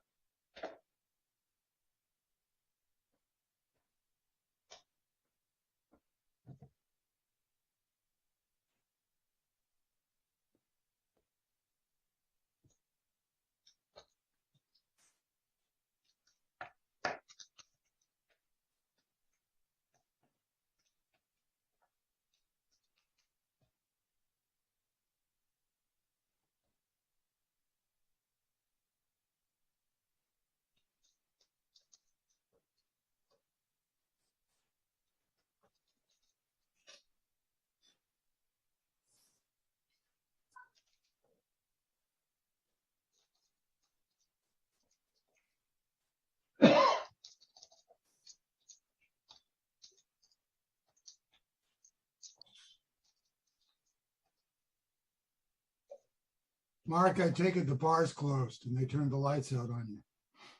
Well, it's open. It's just very dimly lit in here. We're 3 hours earlier, so we've got dinner coming at 7:30. So, whether I make that or not, you'll hold it for me. Okay, are we all here? Looks like we are, and it's 9:51. All right. We're moving on to item 5A, Coastal Development Permit, Woolsey Fire, number 19-001 and variance number 19-016, an application for the reconstruction of an unpermitted pre-existing non-conforming walkout basement, decks, new swimming pool, and associated development, continued from January 18th, 2022. May we have a staff report, please? Good evening, Chair Hill and members of the Planning Commission. As was said, next item on the agenda is a coastal development permit for a project located at 4756 Latigo Canyon Road. Next slide, please. The property is located on the eastern side of Latigo Canyon Road in the rural residential acre zone. Next slide, please. Here's the recap of the project before you tonight. It consists of variance number 19-016 for a basement laid daylighting more than 3 vertical feet, a new 1,463 square foot basement where 231.5 square feet will count towards total development square footage, a new 200 square foot swimming pool and spa, 378 square feet of new first floor deck, which created 943 square feet of total covered deck area that counts towards TDSF, new landscaping, and the replacement of the on-site wastewater treatment system. This project was continued from the January 18th Planning Commission meeting where staff was to determine whether the original basement could have been permitted under the rules that existed at the time of construction, which allowed basements to daylight less than 50%. Next slide, please. The property is currently undeveloped. Well, that's not true. The property was undeveloped until construction began after the planning verification number 20-008 was approved. According kind plus 10% rebuild of the previous single family home and attached garage. The area circled in red is the revised area in question from the Planning Commission meeting in January. Next slide, please. Here is the area in question in a blown up version. Shown here on the left is the previous proposed exterior stairwell for fire access. Shown on the right is the revised stairwell to increase the wall area of the basement to be non-daylighting. Next slide, please. Shown here on the left is the previous proposed calculations of the total wall area below and above grade. Shown on the right is the revised calculations. As you can see, the total wall area below grade increased from 50.5% to 52.4%. And this, the revised calculations were shown also on the correspondence that was submitted to the Planning Commission and to the Planning Department by the homeowner, I believe yesterday morning or today. Next slide, please.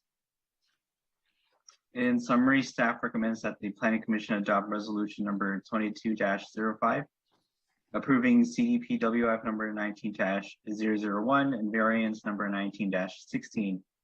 And this concludes my presentation. The applicant and their staff are available for any questions you may have. Thank you. Okay, thank you. Let's take disclosures. Let me see here. Mark. Yeah, I visited the site and was shown the property with the property owners. I mean, did I learn anything new? Well, it was nice to actually see it and go inside and understand what's there and what's not there. So that's that. All right, thanks, Dennis. I went to the site a couple, 3 weeks ago, met with the owners. Wanted to see what you and Commissioner Mazza have been looking at. So when I get there, I can see that that work has completely stopped. And of course, the plumbing's not even working down there yet. If that's the case, or, you know, we pass this and they can make all that work, I guess. But the point is that section that is circled in red on the southeasterly portion of that property, those people spent a fortune on that wall and that foundation. So, man, that kind of probably had to hurt a little bit. So I feel for him on that one, because I looked at that, it caught my eye. I mean, I looked at that and I went, oh my God, I can't believe this. And I don't want to sound over too much, but that's a chunk of money sitting on that side of the house. So nobody's trying to cut any corners or get away with anything here. They've spent their money. Jeff. John. Oh, yeah, Craig and I went up there Thursday, okay. Things run together. Thursday, looked at it, discussed it with the owner. We pointed out certain areas that had been changed from the original basement that were counted as open that now were closed.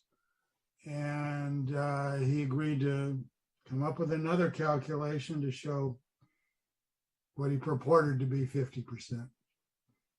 And that came today. Yeah, I went up there with John, saw that the north side were called wall 9 in the new exhibit. I confirmed to my eye that it's substantially above ground in the past, based on the contour of the retaining wall and the fence and the tree and what we could put together by eye. And that was confirmed by the new exhibit that says that wall 9 was 90% above ground. Also heard more clearly about on the south side that there was a big pile of boulders that were placed up against the wall of the house. That was confirmed and underscored by the photo that we saw in the new exhibit this weekend. All of that is above grade, added after the fact. So we can talk about the implications of that. With that, with disclosures having been done, let's go to the applicant. And Craig, yeah, ask a quick question before we go to the applicant. Quick question of staff. Yes. Yes.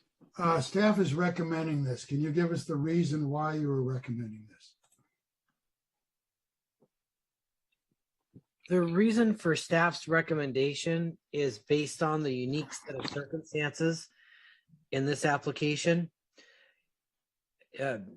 Typically we would not recommend something like this. However, we have a situation where I believe it's clearly documented through the appraisal report that the owner showed us when she came in and met with us and showed us what she wanted to do. We found the coastal development permits. We saw that the basement area was not part of the coastal development permit, but then she showed us a home inspection title report from when she bought the property that clearly showed the area to be framed out, plumbing fixtures installed, electrical. It was completely built out. The real estate advertisement was with the basement. This owner believed they were buying a two-story home with the basement.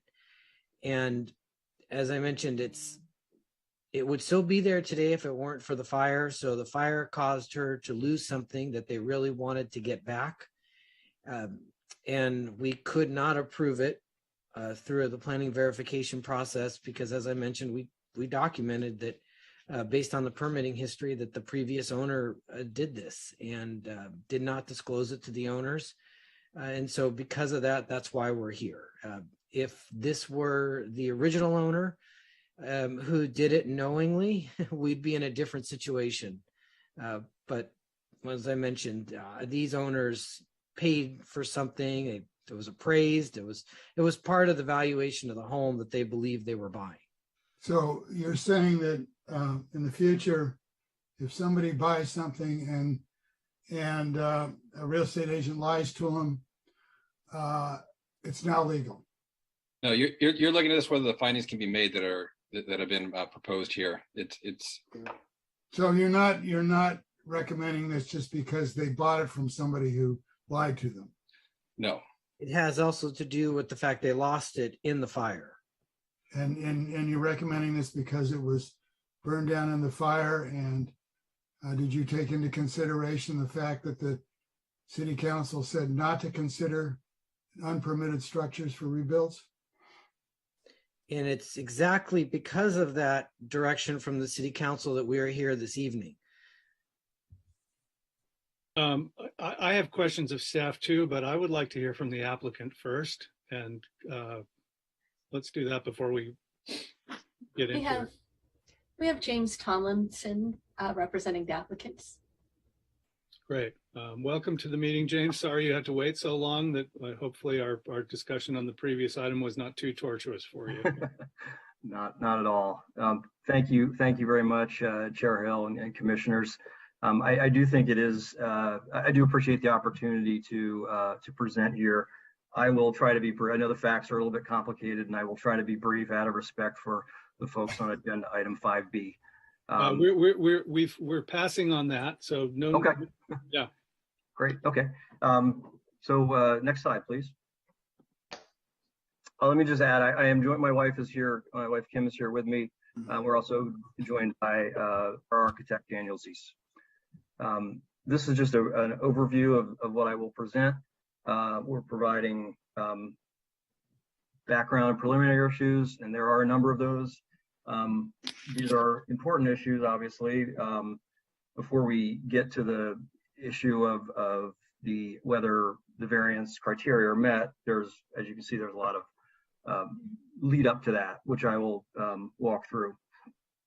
My goal is to provide additional context and information on certain issues that may not be completely clear from the agenda report. Next slide, please. Background, very high level. This is a like for like plus 10% Woolsey fire rebuild. We have basically rebuilt the house that we lost. We're only adding 6% additional square feet. As noted, we did receive a permit to build the structure except for the daylit basement, which we're here discussing the variance. And also part of this CDP is the swimming pool, the on-site wastewater treatment system, and landscaping. None of those specific items require a variance. The old swimming pool was permitted, but they're part of the CDP because we needed additional time to figure out the engineering of the swimming pool, and the OWTS is somewhat tied to the basement. And landscaping is, I think, something that was also being worked out. So we did add those items to the CDP. Construction has been ongoing on the structure for 18 months. We did receive that permit back in October of 2020. So we've made substantial progress on the property, minus the basement. So the issue before the commission tonight is whether we can completely rebuild the destroyed home with a finished daylit basement, or must that below grade area be wasted crawl space? That is what is before the commission tonight. It's a variance to allow us to completely rebuild a house that was lost in the fire, or must we partially rebuild the house that we lost in the fire? Next slide, please. Here's the timeline. It's a little bit convoluted, but the house was built in 1979 with crawl space. At some point, we don't know exactly when, that crawl space was converted to a daylit basement. Nobody's been able to identify permits for that. In 2004, the city council adopted ordinance 266, which changed the definition of a basement and imposed limits on basements of this type. But the work was done prior to 2003, according to the previous owner. In 2016, we purchased the home. I would add that we made no improvements to the basement. It was what it was. We used the space quite heavily. We definitely needed the space. It was part of the reason why we purchased the house, was because we needed that space for home offices and a guest bedroom. You know, it was definitely one of the reasons why we bought the house. I don't think we would have bought the house had we not had that area. The house was destroyed in about 2.5 years later in 2018. In February of 2019, the City Council adopted ordinance number 445, the purpose of which, and I'm quoting the ordinance, is to facilitate the rebuilding of homes destroyed by the Woolsey fire and provide relief to victims of the fire. That is the purpose of ordinance 445, which is very much in play here tonight. In 2020 of October, we received a building permit. We began construction, and in 2021, this item first came before the Planning Commission in December. The reason it took so long to get before the Planning Commission had nothing to do with the variance. It had everything to do with the fact that we had a heck of a time figuring out the pool engineering, trying to fit a fairly small pool into the space, and that did take some back and forth with the city to determine to figure out where to put that pool and make it safe. But we eventually did that, and that's when the variance request came before the commission. Next slide, please. So we had a lot of discussion at the January 18 meeting about the status of the construction. And as you folks who were in attendance could tell, this issue about the status of the construction in the below grade area definitely became as a surprise to me. I was not aware of concerns about the status of the construction in that area.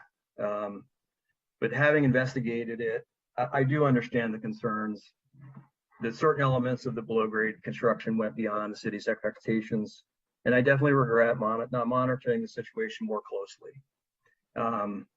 Having said that, I'd like to provide additional context about that area. As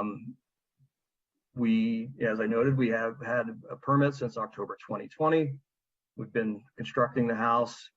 And this is a fundamental issue here, is that the concrete slab foundation is a fundamental piece of the house itself.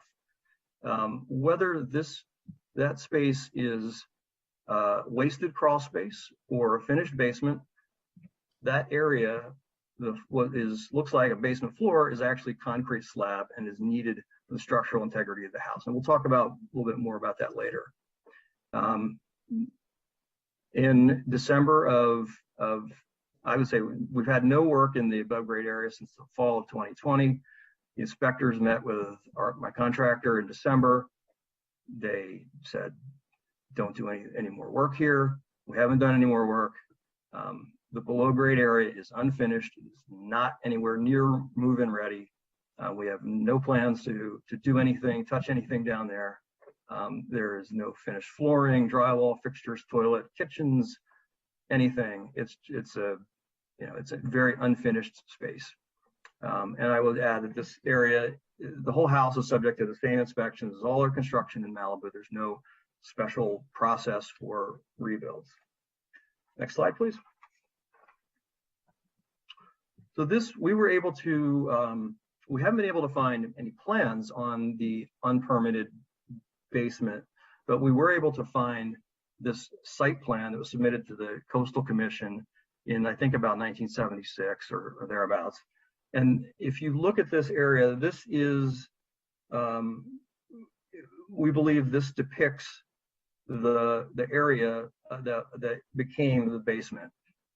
If you lop off the top two triangles there, rectangles, everything below that is what became the basement. So it's not the entire area, it's just that area cutting off the top two triangles. We were able to calculate the square footage of that area as 1,474 square feet. Next slide, please.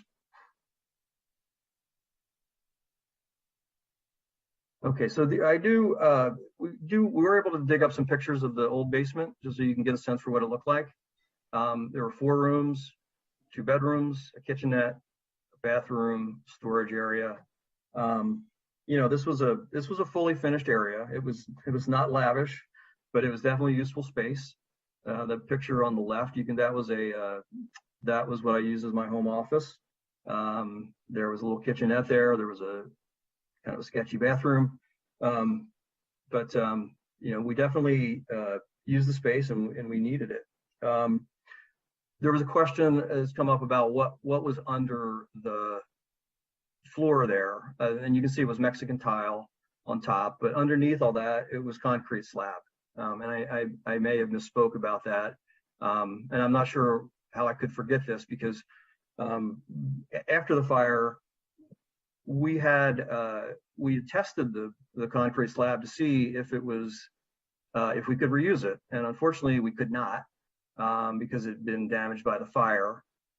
So we had to dig up that entire concrete slab, and I went back and checked the records, and we sent 33 trucks with concrete debris to the Calabasas landfill, and there were another 8 ash debris sent to the Calabasas landfill, but below that Mexican tile was concrete slab. So we know what was under it, and we know, so you have like a sense for what the thing looked like.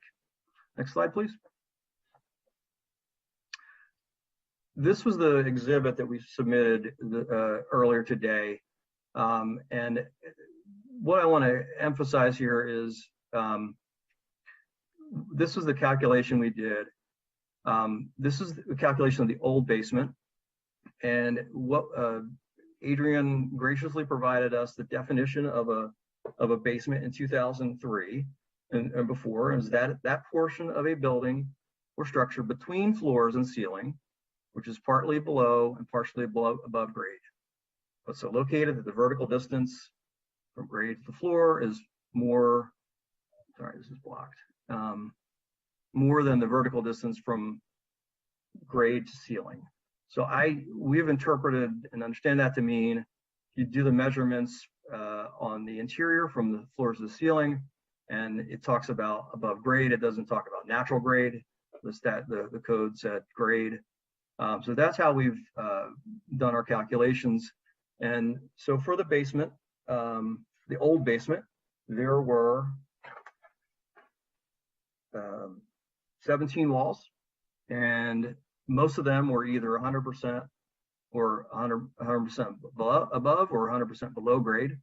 A couple of, like 4 of them were partially above and partially below grade, and we've made our best efforts to estimate the percentages that were above and below. And you can see the calculation. It's a pretty straightforward process. You just add up you determine the surface area of each wall. You determine the percentage that's above and below grade, and then you add them all up. And here we've calculated that approximately 52% of that old basement was below grade. So that would have complied with the definition of a basement that existed pre-2003. What that means is that if the previous owners had sought a permit, a building permit, they should have been able to receive that. Next slide, please. So I'd like to provide a little information about the new basement. It's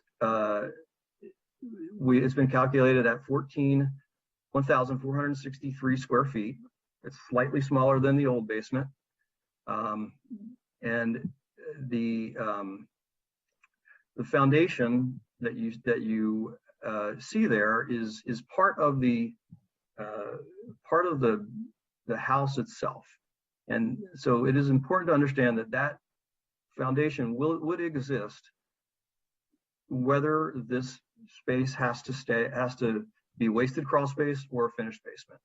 So all that is unchanged. You can see that the flat concrete work, but what you can't see is all the money that was spent underneath it, building 37 caissons, 10 feet into the ground. We have, because this is seismic design category E, the caissons must be cast in place and steel reinforced. caissons are interconnected with seismic ties. They're using steel reinforced concrete grade beams. The foundation is tied to steel moment frames beams, according to California Building Code Chapter 16. You've got vertical walls that are reinforced with steel. And then after all that is done, they lay the concrete flat work that increases the structural integrity. But all of that is just part of this skeleton of the house that has to exist to support the rest of the house. Again, whether it's wasted crawl space or a useful basement. Next slide, please. So we went also, I want to clarify one thing. Philip said, he showed two calculations, one at 50.5% and one at 52.4%. The one at 52.4%, that's the old basement. The one that's 50.5%, that's the calculation of the new basement. Our understanding was that we were supposed to calculate the area of the new basement, and that's what we did. And then we realized Commissioner Mazza and Chair Hill asked on Thursday, well, you should be calculating the old basement. So we went and did that too. So we have calculations for both the old and the new basement. This is part of the agenda report. We're able to calculate this with much more precision because we have, dimensions of the house. Here we've got 13 walls, 12 or 100% above or below grade. One wall, that south wall, is mixed, partially above and partially below. And it is, that wall is 60% above grade and 40% below grade, based on the steps. And just FYI, the steps have not been built yet. They are ready to be built, but they have not been built yet. The retaining wall does exist now. Excuse me, Chair Hill, we are at time. Would you like the applicant to continue? Yeah, Jim, I didn't make it clear that we limit this to 15 minutes. And so if you... I'm sorry, I wasn't able to see the timer, so... Yeah, no, and I wasn't clear in advance, so, but, try to wrap it up as quickly as you can. I absolutely will. It'll go a lot faster from here on in. Okay. So the proposed new basement, I think I've covered that. Yeah, so the next point is that the project is eligible for a variance.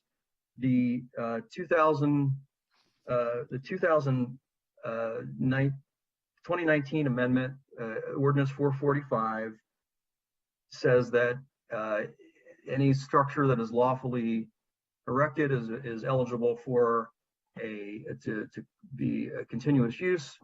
The reason the house was lawfully erected, the piece that was not apparently was the basement. That's why we need a variance.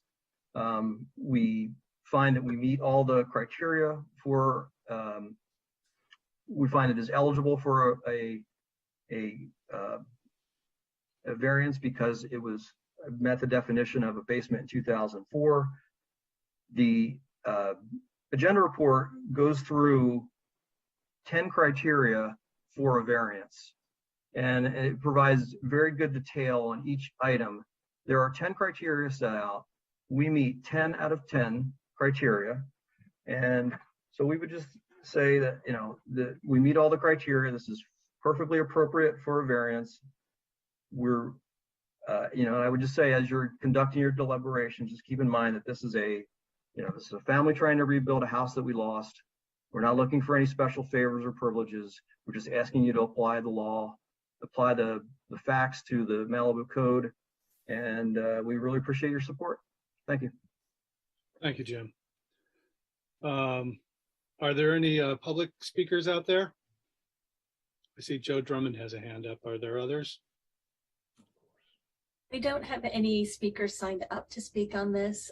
If you are in the meeting and would like to provide comment, please raise your hand. And let me just say too, that to be clear, Jim, normally we let an applicant reserve a little bit of time if they want for rebuttal. You went over, but that was partly my fault, largely my fault. So When Joe speaks, we'll give you 30 seconds or so to reply if need be afterwards. All right. So go ahead, Joe. Hi, I just wanted to say that I know the Tomlinsons, I know their daughters, they stayed with us after the fire. They were devastated. They lost everything in their house. And I think they've done a lot of work here and they deserve to rebuild their house the way it was. So I just want to support this project and hope you guys do too. Okay, thank you. Surprise. So you want to rebut that, Jim? No, kidding. All right, so let's start with, if we can, with questions of staff. People have things they want to clarify before we get into any grand debates about philosophy or whatever. Chair Hill, just to clarify, you closed the public hearing now, right? Public hearing is closed. Thank you. Back to the commission. Let's try to clear up any sort of factual or legal questions first. Anybody? Well, okay, John? Yeah, this all came about because Craig and I went and looked at the house and we saw a basement that has had substantial work done on it that has been inspected. Electrical, plumbing, I assume everything, cement, everything. And my question of staff is, how did that happen? When the inspectors came out, did they just totally ignore the fact that this was not approved? Or was there some other decision made? So the inspectors you're talking about would be our building and safety staff, which falls under the building official. On this particular project, after speaking to the project planners, I know that my staff went out there in June June and August, and nothing was there. And we had not been out since the last meeting after it was discovered that all this was framed up. Something like that really would need to be a question that for the building director of what her staff is looking for when they go out there. Okay, and I asked that Yolanda be here because, as Dennis stated at the last meeting, these things aren't supposed to happen. And part of what we're considering here is we're being asked to approve something that never was built, never was approved, but it was approved by the inspectors. And we've had situations like this in the past. So is this common practice? Have you seen this before? I know we had it in the case of Morton building a wall. We've had it in other cases, but when an inspector comes out and he's got an electrical plan that doesn't show electrical and plumbing, that doesn't show electrical and plumbing on the plan, how does he approve it? Dennis has got his hand. Maybe he can add something to that. Go ahead, Dennis. So these guys went out, Commissioner Mazza, and they caught him. They went too far. And our senior building official, Ryan Cerny, put a halt to them. And the plumbing downstairs right now does not work. So they did what they were supposed to do. There was no getting around anything. They had to inspect the rest of the house per the permit and continue to go. That one downstairs wall, that whole system rises all the way through the house. I think it's all part of the shear that goes from the basement to the ceiling, all the way to the ridge line. So there were areas that had to be built to continue that. And they caught him going too far because I believe their general contractor was kind of tough to deal with, as I've learned. And they put the halt to him big time. So they haven't done anything after they were told to stop. They're good. And they were told to stop. So in other words, we're sitting in a situation where that all that electrical, all that plumbing, all that cement work has never been inspected. So has it been signed off on? The work that I think, to be clear, because I heard the owner bring this up in his presentation, and it seems like it's a point here of a question. The A concrete slab, regardless of this basement, is required to tie all the beams together. Yolanda had explained all this to me. She was going to be here. Unfortunately, this just went a bit on the long side tonight. We were hoping to get to it earlier. So they had to put a slab down, and I believe that was inspected. They also, because of the current building code and fire requirements, you can't build this home the way it was before with all that exposed understructure. Yolanda explained to me that the building code now requires, as Commissioner Smith was getting to, the exterior walls, those walls to be installed so that fire can't get under the building. And so I believe that those inspections took place, but the building inspectors only go out to a property when they are called to go out there. And so it appears in this case that the contractor may have gone a little beyond in between series of inspections. But as I mentioned, Yolanda would be the best person to explain exactly what happened out there. But the slab and the exterior walls, so if for some reason tonight the commission decides not to approve this basement, the real difference would be there would be no doors and windows. But to meet the building code requirement, those exterior walls and that slab would need to be installed. But the staff, as I understand it, the staff considered sliding glass doors and windows as an exterior wall and never thought anything was funny. That would not be my staff. As I mentioned, they weren't out there at that point. That would be a question for the building official. So I'm just trying to understand, how this happened and just to get an idea how many more out of 400 are like this. Okay. If I could just turn John's question around and reframe it slightly. If the plan did not show a finished basement, whose notion was it to finish the basement? Are we blaming the contractor entirely here? Who decided to go ahead with that? Chair Hill, I think it's important that we focus on the application here, not about any kind of code enforcement or issues with inspection of the property. The issue here is whether the proposed project here, the findings can be made for that. It's important that we focus on that part of it. The other part isn't relevant to the decision. Well, I think just as a general matter, I think if you want to have an item to discuss, if there's an issue with how inspections work or you think they're not being done properly, we can notice something on that. But, we do need to focus on and not lead any kind of argument that the decision here is being made based on, some decision other than whether the findings can be made or not made here. Well, I want to point out that Dennis has already said, oh, gee, they spent a ton of money.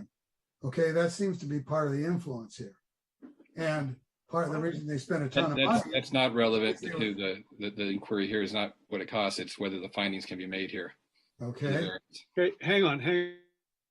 Background noise from somebody. Can we, who is that? Can that be turned off or a door closed or something? Probably Mark's dinner. I've been unmuted. So hopefully it's not me. Yeah. Yeah. No. Part of the issue here is we have to be concerned about precedent. It's not just about this one place. And as sympathetic as we want to be, we can't just look at the result that we'd like and work backwards to figure out the rationale to reach that result. So anyway, that's kind of I have some questions of staff too, but go ahead, Dennis. This is another fire rebuild victim that you guys just can never leave alone, that you got to take them apart for one reason or another. They lost everything. Now they're building back. They've had to spend a lot more money than I'm sure they thought they were going to have to. The basement was there before. They built it back because that was part of the house when they got it. We need to just quit picking on these people that have lost everything. And they've been a long time getting to this point. It's very disturbing that you guys continue to pick on these people. Dennis, for the record, I have not taken apart or picked on any Woolsey burnout people, period. John. Yeah, and for the record, Dennis, when you became a planning commissioner, you swore to uphold the codes, okay? We go on the codes. We don't go on the fact, and this is my real problem with this, is if we pass this, you can make a case that any real estate agent in town can lie about what was permitted and get a pass in the future. So how many real estate agents you know who wouldn't lie and say, hey, we've had real estate agents sued for claiming houses were 14,000 square feet. Okay, what's impossible in Malibu. Okay, it's different, Commissioner Mazza. It's not different. If a real estate agent says that extra space, I don't care what they said. This is what's in front of us. Yeah, this is what is in front of us, and what I'm saying is the reason the staff gave, part of their reason, when I asked was, gee, they were told by the prior owner that this was legal. And gee, the real estate agent told them it was legal. And they bought it thinking it was legal. Okay? We look at our codes. We don't say what was told to somebody makes it legal. That's a civil matter. That's between you and your title insurance. Okay? It's not between our codes and what somebody told you. Because I would say, in my experience, if you told every real estate agent in town, gee, if you lie to the buyer about what's legal, it's now legal. They'd all lie. Not all of them, but 80%. Okay? And so that's one precedent we have to look at. We don't have to decide it right now, but that's a precedent we have to look at. When you say, gee, these poor people, they didn't know they were violating the law. And Jeff said, the attorney, ignorance of the law is not an excuse. It's the first thing you learn in law school. Okay? And that's why I asked why this was being recommended, especially when our staff was told by a vote of the 5-0 vote of the city council, when they authorized rebuilds being accepted without having to get a CDP, that CDPs were not to be given for structures that were not permitted. That was our instruction. Now staff is saying, well, yeah, but this guy got told it. Okay. We have to look at what the findings are, and we can grant variances, but they have to be reasonable. We can't grant a variance because you think, gee, these are nice people, or you think that, oh, gee, they're victims. No, we have to follow what the code says.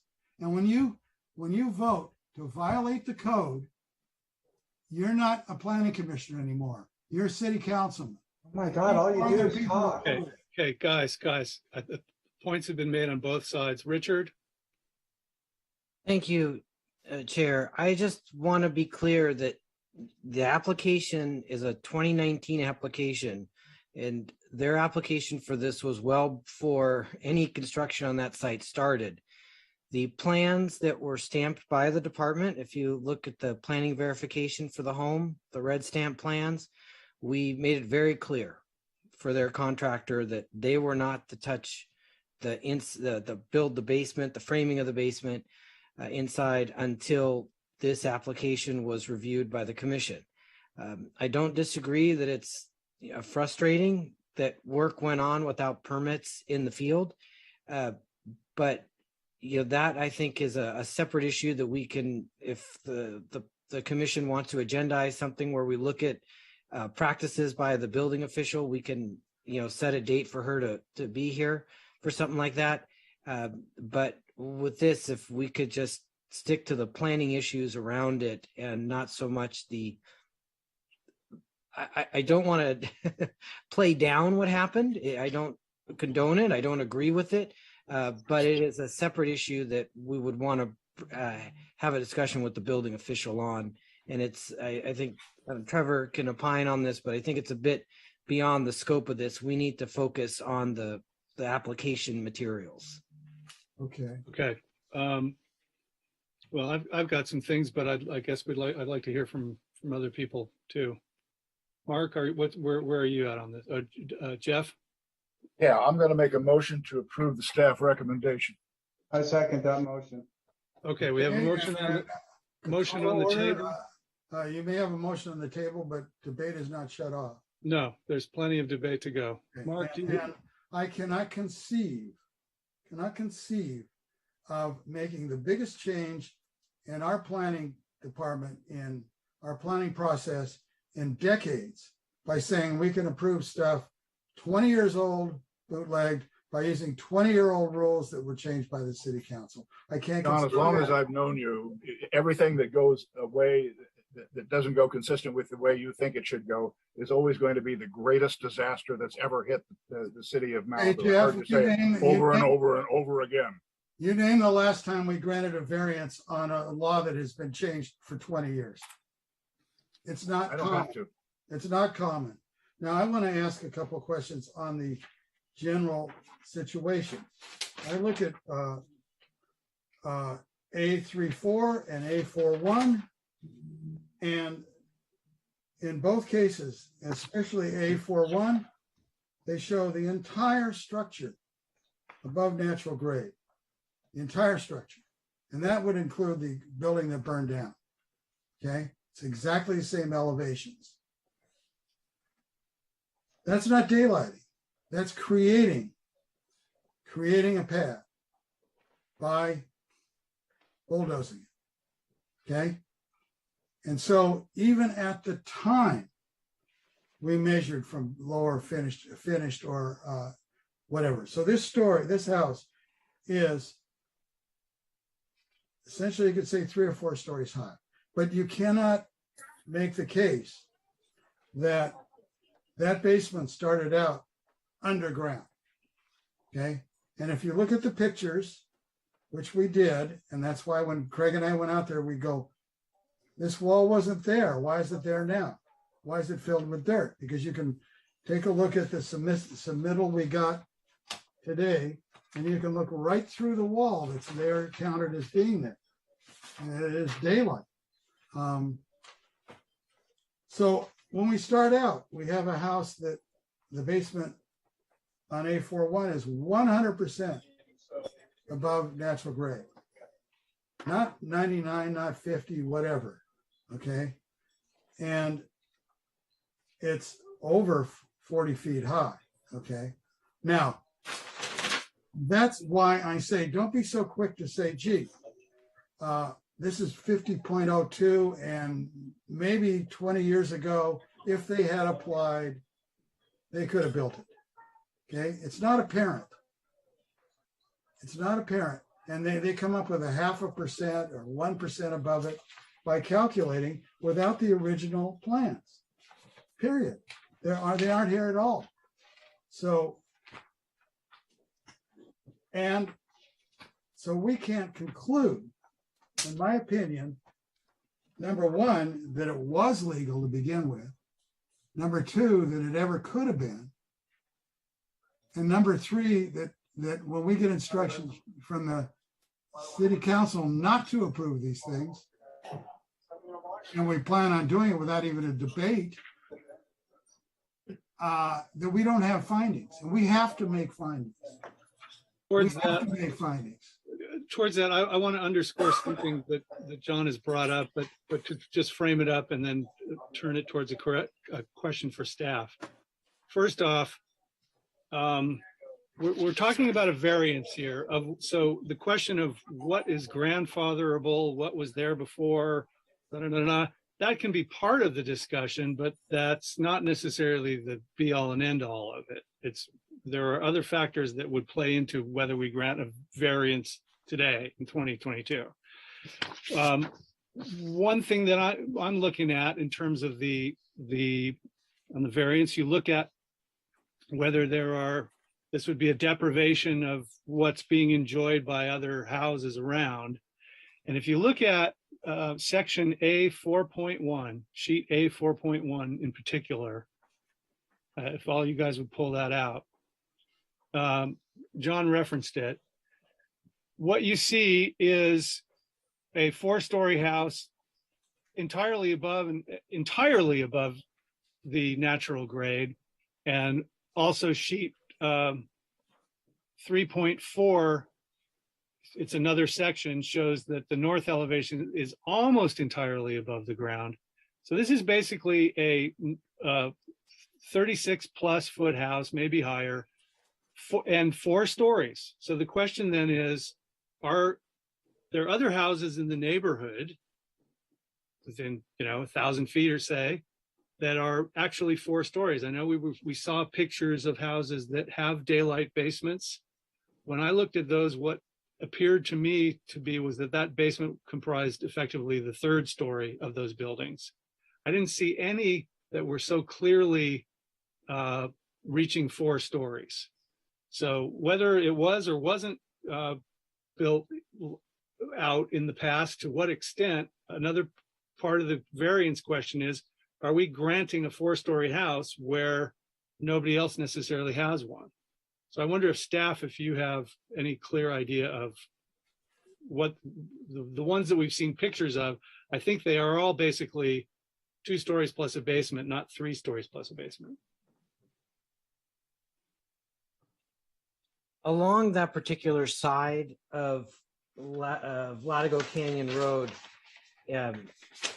about half of the homes appear to have a 3-story. I don't think 4-story from what I recall, but they appear to have a 3-story or a 2-story with basement condition, but definitely a floor below the road grade.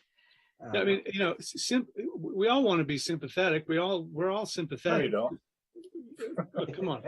The point is, is there a way to distinguish this sufficiently that it doesn't, because the next time there's a fire or a disaster, that everybody says, oh, well, those guys got a 4-story house and blah, blah, blah, blah. You want to be able to point to, in some rational, explicit way, how this is distinctly different than any other case we might see. But I think it is important to point out that the upstairs, and I'm looking to see if there's a floor plan of that uppermost area, and here we go.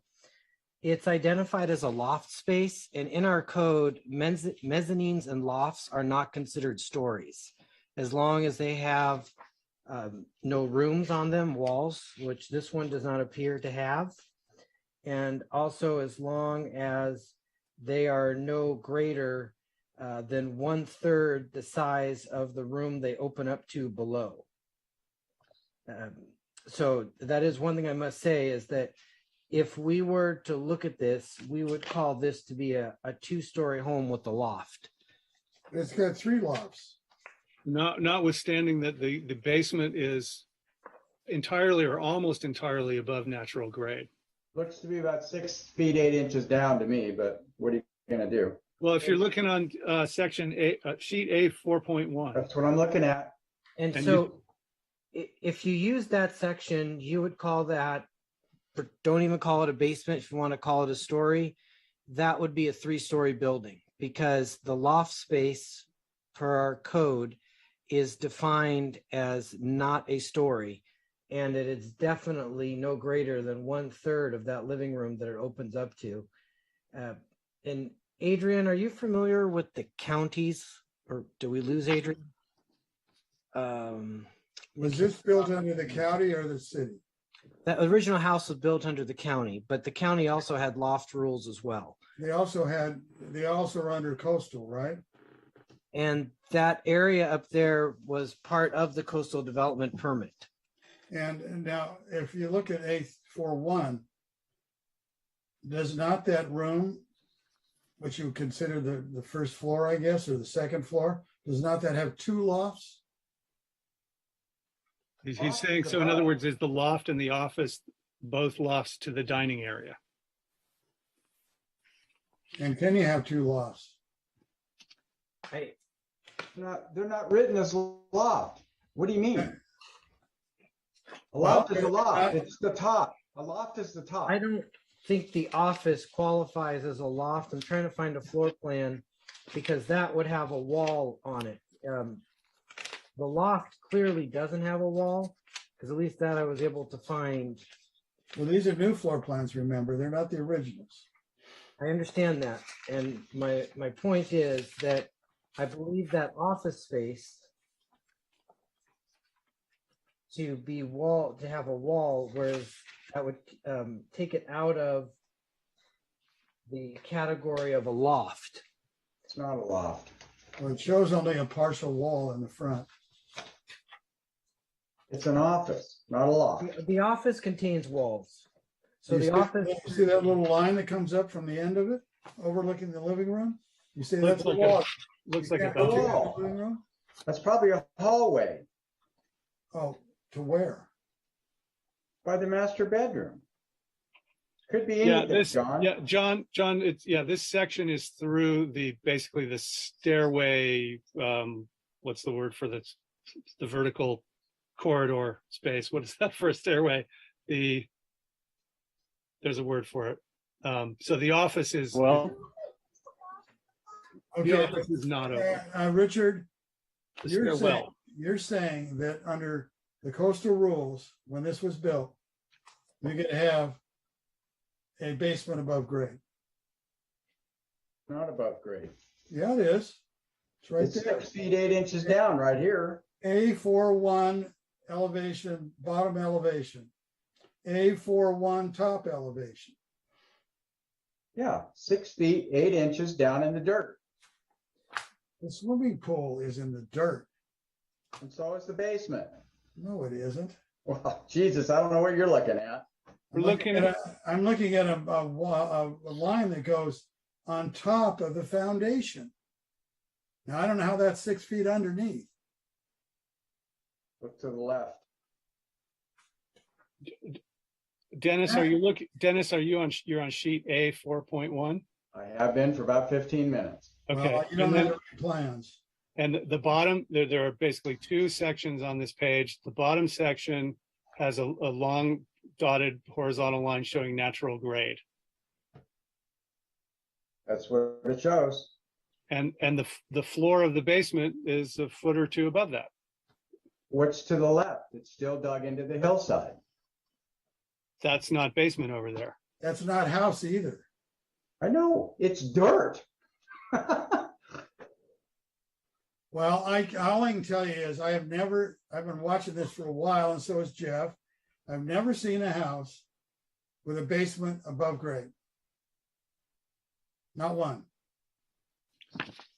Yeah, and to go back to what I observed in the disclosure, the north side of the house, the exhibit shows that the original house was at least 90% above grade, and the south side of the house is a bunch of boulders were packed up against it. And Jim Tomlinson made the point, and this is a question for staff, he made the point that the code just referred to grade. And so the question would be, do we or do we not in this case look to the lower of natural or finished grade? Do we just say, oh, it's grade if there's boulders all stacked up there? The code for basements does not look to lower or it's not the same as height. Natural or finished, whichever the two is lower. It just talks about dirt. Normally, we are concerned with raising pads because it contributes to an overall increase in the elevation of the home. In the case of what you have here, that's not the situation. The top of the roof of this building, we had a fixed point based on the plan set from the Coastal Commission. We did verify, and I think in some places they actually reduced height, that they were not poking above the height that was approved at the county time and through the Coastal Commission. So the thing here is, if they, one extreme case here, if they wanted a basement, they could berm up all the way around the home. Now all of a sudden everything's below grade. That would be an extreme situation. But in this case, they're trying to get back, like I said, what they had before. They have made some attempts with the boulders, but finished or natural in this case, because we're not talking about height. It's more of, is it below grade? Okay, so again, what happened in the past is only part of our analysis of whether it qualifies for a variance today. That's one aspect. But I'm wondering, I mean, you know, to be sympathetic here, I'd like to know how we distinguish this in a way that somebody doesn't come along tomorrow and say, oh, I have this unpermitted whatever, and it's been there for 20 years, and I think that should be grandfathered for me. I mean, it gets, That's Rory. It gets tricky right at the point of where the council, when Lester Tobias and Doug Burge got up after Woolsey and they said, hey, if it's out there, it should be deemed compliant. We should be able to rebuild whatever. And council said, no. Even if it could have been compliant, if it didn't have a permit, then we're not going to put it back. So that's the sticking point on this. How do you distinguish this? Okay. Yeah, Jeff. One way to distinguish it is this is the same damn house that existed before. It's the same shape, the same outline, the same envelope. It's identical to what was there before. When they were with Lester Tobias and Doug Burge were up there talking about it, they were talking about outbuildings and barns and apartments and garages and everything else. But that's one way to distinguish it. This house is the same house that has existed for a long, long time, completely inoffensive to anybody. The neighbors, when we had this thing in front of us the first time, there were letters of support from the neighbors. So it's not like this is opening up the door to somehow creating a giant flood of rebuilt non-approved structures. This is the same house that was there. Well, Jeff, how long do you have to wait when you bootleg something in until it becomes, quote, the same damn house? If you start out with a permit for a 2,000 square foot house and you come to us and it's 8, but you've had it for 15 years or 5 years, how long do you have to wait before your logic works? This is a fire. This is different. Don't get your house burned down, John. Oh, well, what's the difference? It's a variance on a new structure. Okay. Look, if this were a new structure, I agree. If this were a new structure on a new unbuilt lot, I would not support it. And Director Malika told you that. It is a CDP application. It is a new structure. It is not a Woolsey. It's not a Woolsey CDP. It's a regular CDP. Okay. It is not a permit. For the reasons that have been explained to you in the past as to why it is not a PV. Right? Well, because of the basement. Because of the basement. What, so what is the, this is the thing that drives me nuts. What is the potential public purpose that is being served by saying, no, we're not going to let you put back what you have? What is the benefit to the citizens of this city by saying, no, you got screwed. You shouldn't have never bought that house because the basement was never permitted. What's the benefit? You want to know what it is? It is that any real estate agent, when he sells a house, can say, all that stuff's legal. Even John, you're making, see, the problem is you're just making that stuff up. I am not none making of that applies. It's not really true. It's a fantasy in your mind that's what's going to happen. But that's not what happened here. That's not what happened here. They testified not a half an hour ago. We got told by a real estate agent and the prior owner that this was all legal. We had no problem. And so we bought it and we used it. Oh, now we find out it's illegal. So why don't you let us have it? That was exactly what they said. If we want to play the tape back, we can play the tape back. Absolutely. And what you've done is generalized from that particular situation and this particular fire to anybody being able to say, oh, as long as I lie about it, it's going to be okay. See, this is your typical pattern of debate, John. Your typical pattern of debate is say, screw the law, don't worry about it, don't bother listening to what the city council instructed the staff to do. We like these people, let them do it. That is not what a lawyer is supposed to do. That's not what a sworn planning commissioner is supposed to do. He is supposed to make findings that are required by the MMC and the LIP and follow them. If he can't make those findings, he can't make them. If he can, he can. And you have Trevor, guys. Trevor tell you anything different. We're playing back a tape we've heard a lot of times from both of you. I know, but I'm also playing it back to a guy who wanted to approve a motel that got turned down by the city council before we even heard it. Why don't we approve that right now? Oh, we got to wait for a hearing. Yeah, I mean, well, and this is not the way planning commissions are run. he's talking about how when we last heard the motel application, Dennis opened with a motion to approve before we discussed it. That's okay. That's, you know, that's one way of looking at things. I just wonder, you know, I think on both sides there's some exaggeration here, because Jeff, I think, you know, it is true. If my house burned down in a fire, it was built in the 1940s. I don't have plans. I have photographs, but I could come in and I could say there's another 1,000 square feet that doesn't exist, and you know, who's to say they wouldn't just say okay. So yeah, you may be right, and you know, having lost my house in the same fire, I tend to be a little sensitive on the subject. So yeah, my inclination is to be generous with somebody who's gone through the same problem I have. my inclination is to be generous also, but to just, you know, double check, are we leaving the door open in some unforeseen way? Have we really thought about the potential implications? Yeah, and I have. You know, Yeah, I have too. There won't be any. Trevor.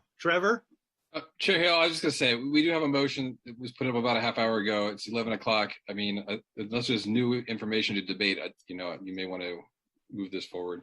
Okay, Mark, you had your hand up. Did you just take it down because that was the same point? Well, I don't know if I just want to say respectfully to Commissioner Mazza that I don't, you know, I'm a licensed real estate broker. I don't practice, use it for my own purposes, but any real estate agent understands the liability involved in making false representations. So you know, I don't think hang your hat on that one. It just, you know, it just hold up. Well, that was my point. The point I was making is it's a civil liability if somebody lies to you and it's not in the title report and you haven't done your due diligence. It's not the city's responsibility to change their codes without even changing them. It is a civil liability for the homeowner to go against the person who screwed it. Okay, I want to make one more point just for the record, that for future staff analysis, that the geographical frame of reference on the variance is too broad. It refers to the whole, that there are basements throughout the city of Malibu and that therefore this should be allowed. When you do a variance, you're talking about the vicinity, and there are a number of different state law definitions of vicinity that typically range from 500 to 1,000 feet. You know, that's our noticing requirement is 500 feet. Dark skies goes out to 1,000, et cetera. So just for future reference, that analysis should be confined to that particular neighborhood / vicinity. Okay. My sense is that we have, through our record here, I think distinguished that this site is distinct from other sites. So I would be inclined to say yes on this, but how is it distinct? Can you tell us? Because of the fact it is so substantially similar to what was there, and the fact, yeah, you know, we're not going beyond the 10%. We're that there was, yeah, I don't know. I mean, it's a little sticky, but we don't have clear documentation. But I look at an older house and I say, if you have no documentation, at what point do you just kind of say, well, it looks like it was basically what it was? And you don't take any credence in the fact that they never got a permit. Well, I think Jeff made a good point on the fact of when council was listening to Tobias and Burge, they were talking about outbuildings and other stuff, that distinctly different stuff that wasn't, you know, the building, whereas this is basically the shell is the same, and it's just are we packing something in underneath it or not? I don't know. So basically we're concluding that anybody in a similar situation who bootlegged a basement, as long as it was under their house and it was a quote, might have been a basement, it's okay. I don't know. Let you know after the next fire, John. Yeah, I mean, I don't think it's okay. I think the rules this was done incorrectly and wrong. And that should be reflected in our discussion here now. But the fact is, it is so close to substantial compliance, as it were, just as a legal concept. It's not like they're trying to do another 50% or something, adding another guest house somewhere. It's all within that same envelope. Maybe that's the distinguishing factor. Well, the distinguishing factor in that case is it does not comply with our codes. It complies with the 20-year-old code, maybe. But we're making up a new code now because the city council had a bunch of meetings and voted to change the code, and everybody else has had to follow it since then, except this one exception. Yeah, I don't know. Oh, think about. We call it. I think my vote is academic at this point anyway, because I think I see 3 other yeses anyway. So Can we call the question? let's call the question. Commissioner Jennings, The motion is staff's recommendation, just to confirm. Yes. Correct. Commissioner Jennings, Yes. Vice Chair Smith, Yes. Commissioner Mazza, No. Commissioner Wetton, Uh-oh. Yes. Chair Hill. Abstain. Yes. Motion carries. Okay, Richard, can we have Profiles you encouraged. explain this to us at one of the future meetings? Pardon me? Can we have Yolanda come and explain how we got in this situation at a future meeting? It troubles me. The building and safety department is not the planning department.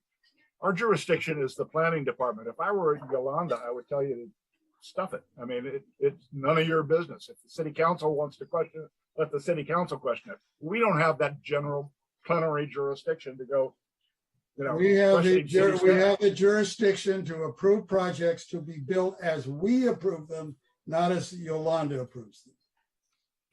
Yeah, we can't bring in staff for criticism or for Oh, evaluation. okay. If you want her to come in to explain answer a question or do something like that, you can. Otherwise, if it's a problem with how staff's performing, then it should be addressed to the city council or the city manager. I think it would be helpful to have some analysis and discussion about grandfathering and what is something that can or can't be grandfathered when. Because to me, the lines are a little blurry and they shouldn't be. But they're not. The building and safety, the planning department makes that decision. They made that decision, then building and safety goes out and does the inspection to make sure it's built accordingly. That's it. It's not up to Yolanda, Director Bundy, to come in here and explain the world to you guys. There's no reason to. Well, somebody look for her to tell you. Somebody let him build this, inspected it, and didn't have plans stamped by planning to say they should. And because of that, Ryan Cerny stopped them. He stopped them right where they were because they saw that. This is what her people do. These people have no agenda in this town. You're either ready for the inspection and you get it. If you're not, they write you up a ticket, hand it to you. Call us when you're ready. It's that simple. They go to the next job. There's no gray area here with these guys. But Dennis, You're saying that this thing gets signed off. You're saying this does not get signed off. Dennis, by your logic, Dennis, the remedy would then be to say, oh, they blew it, so this thing should be dismantled.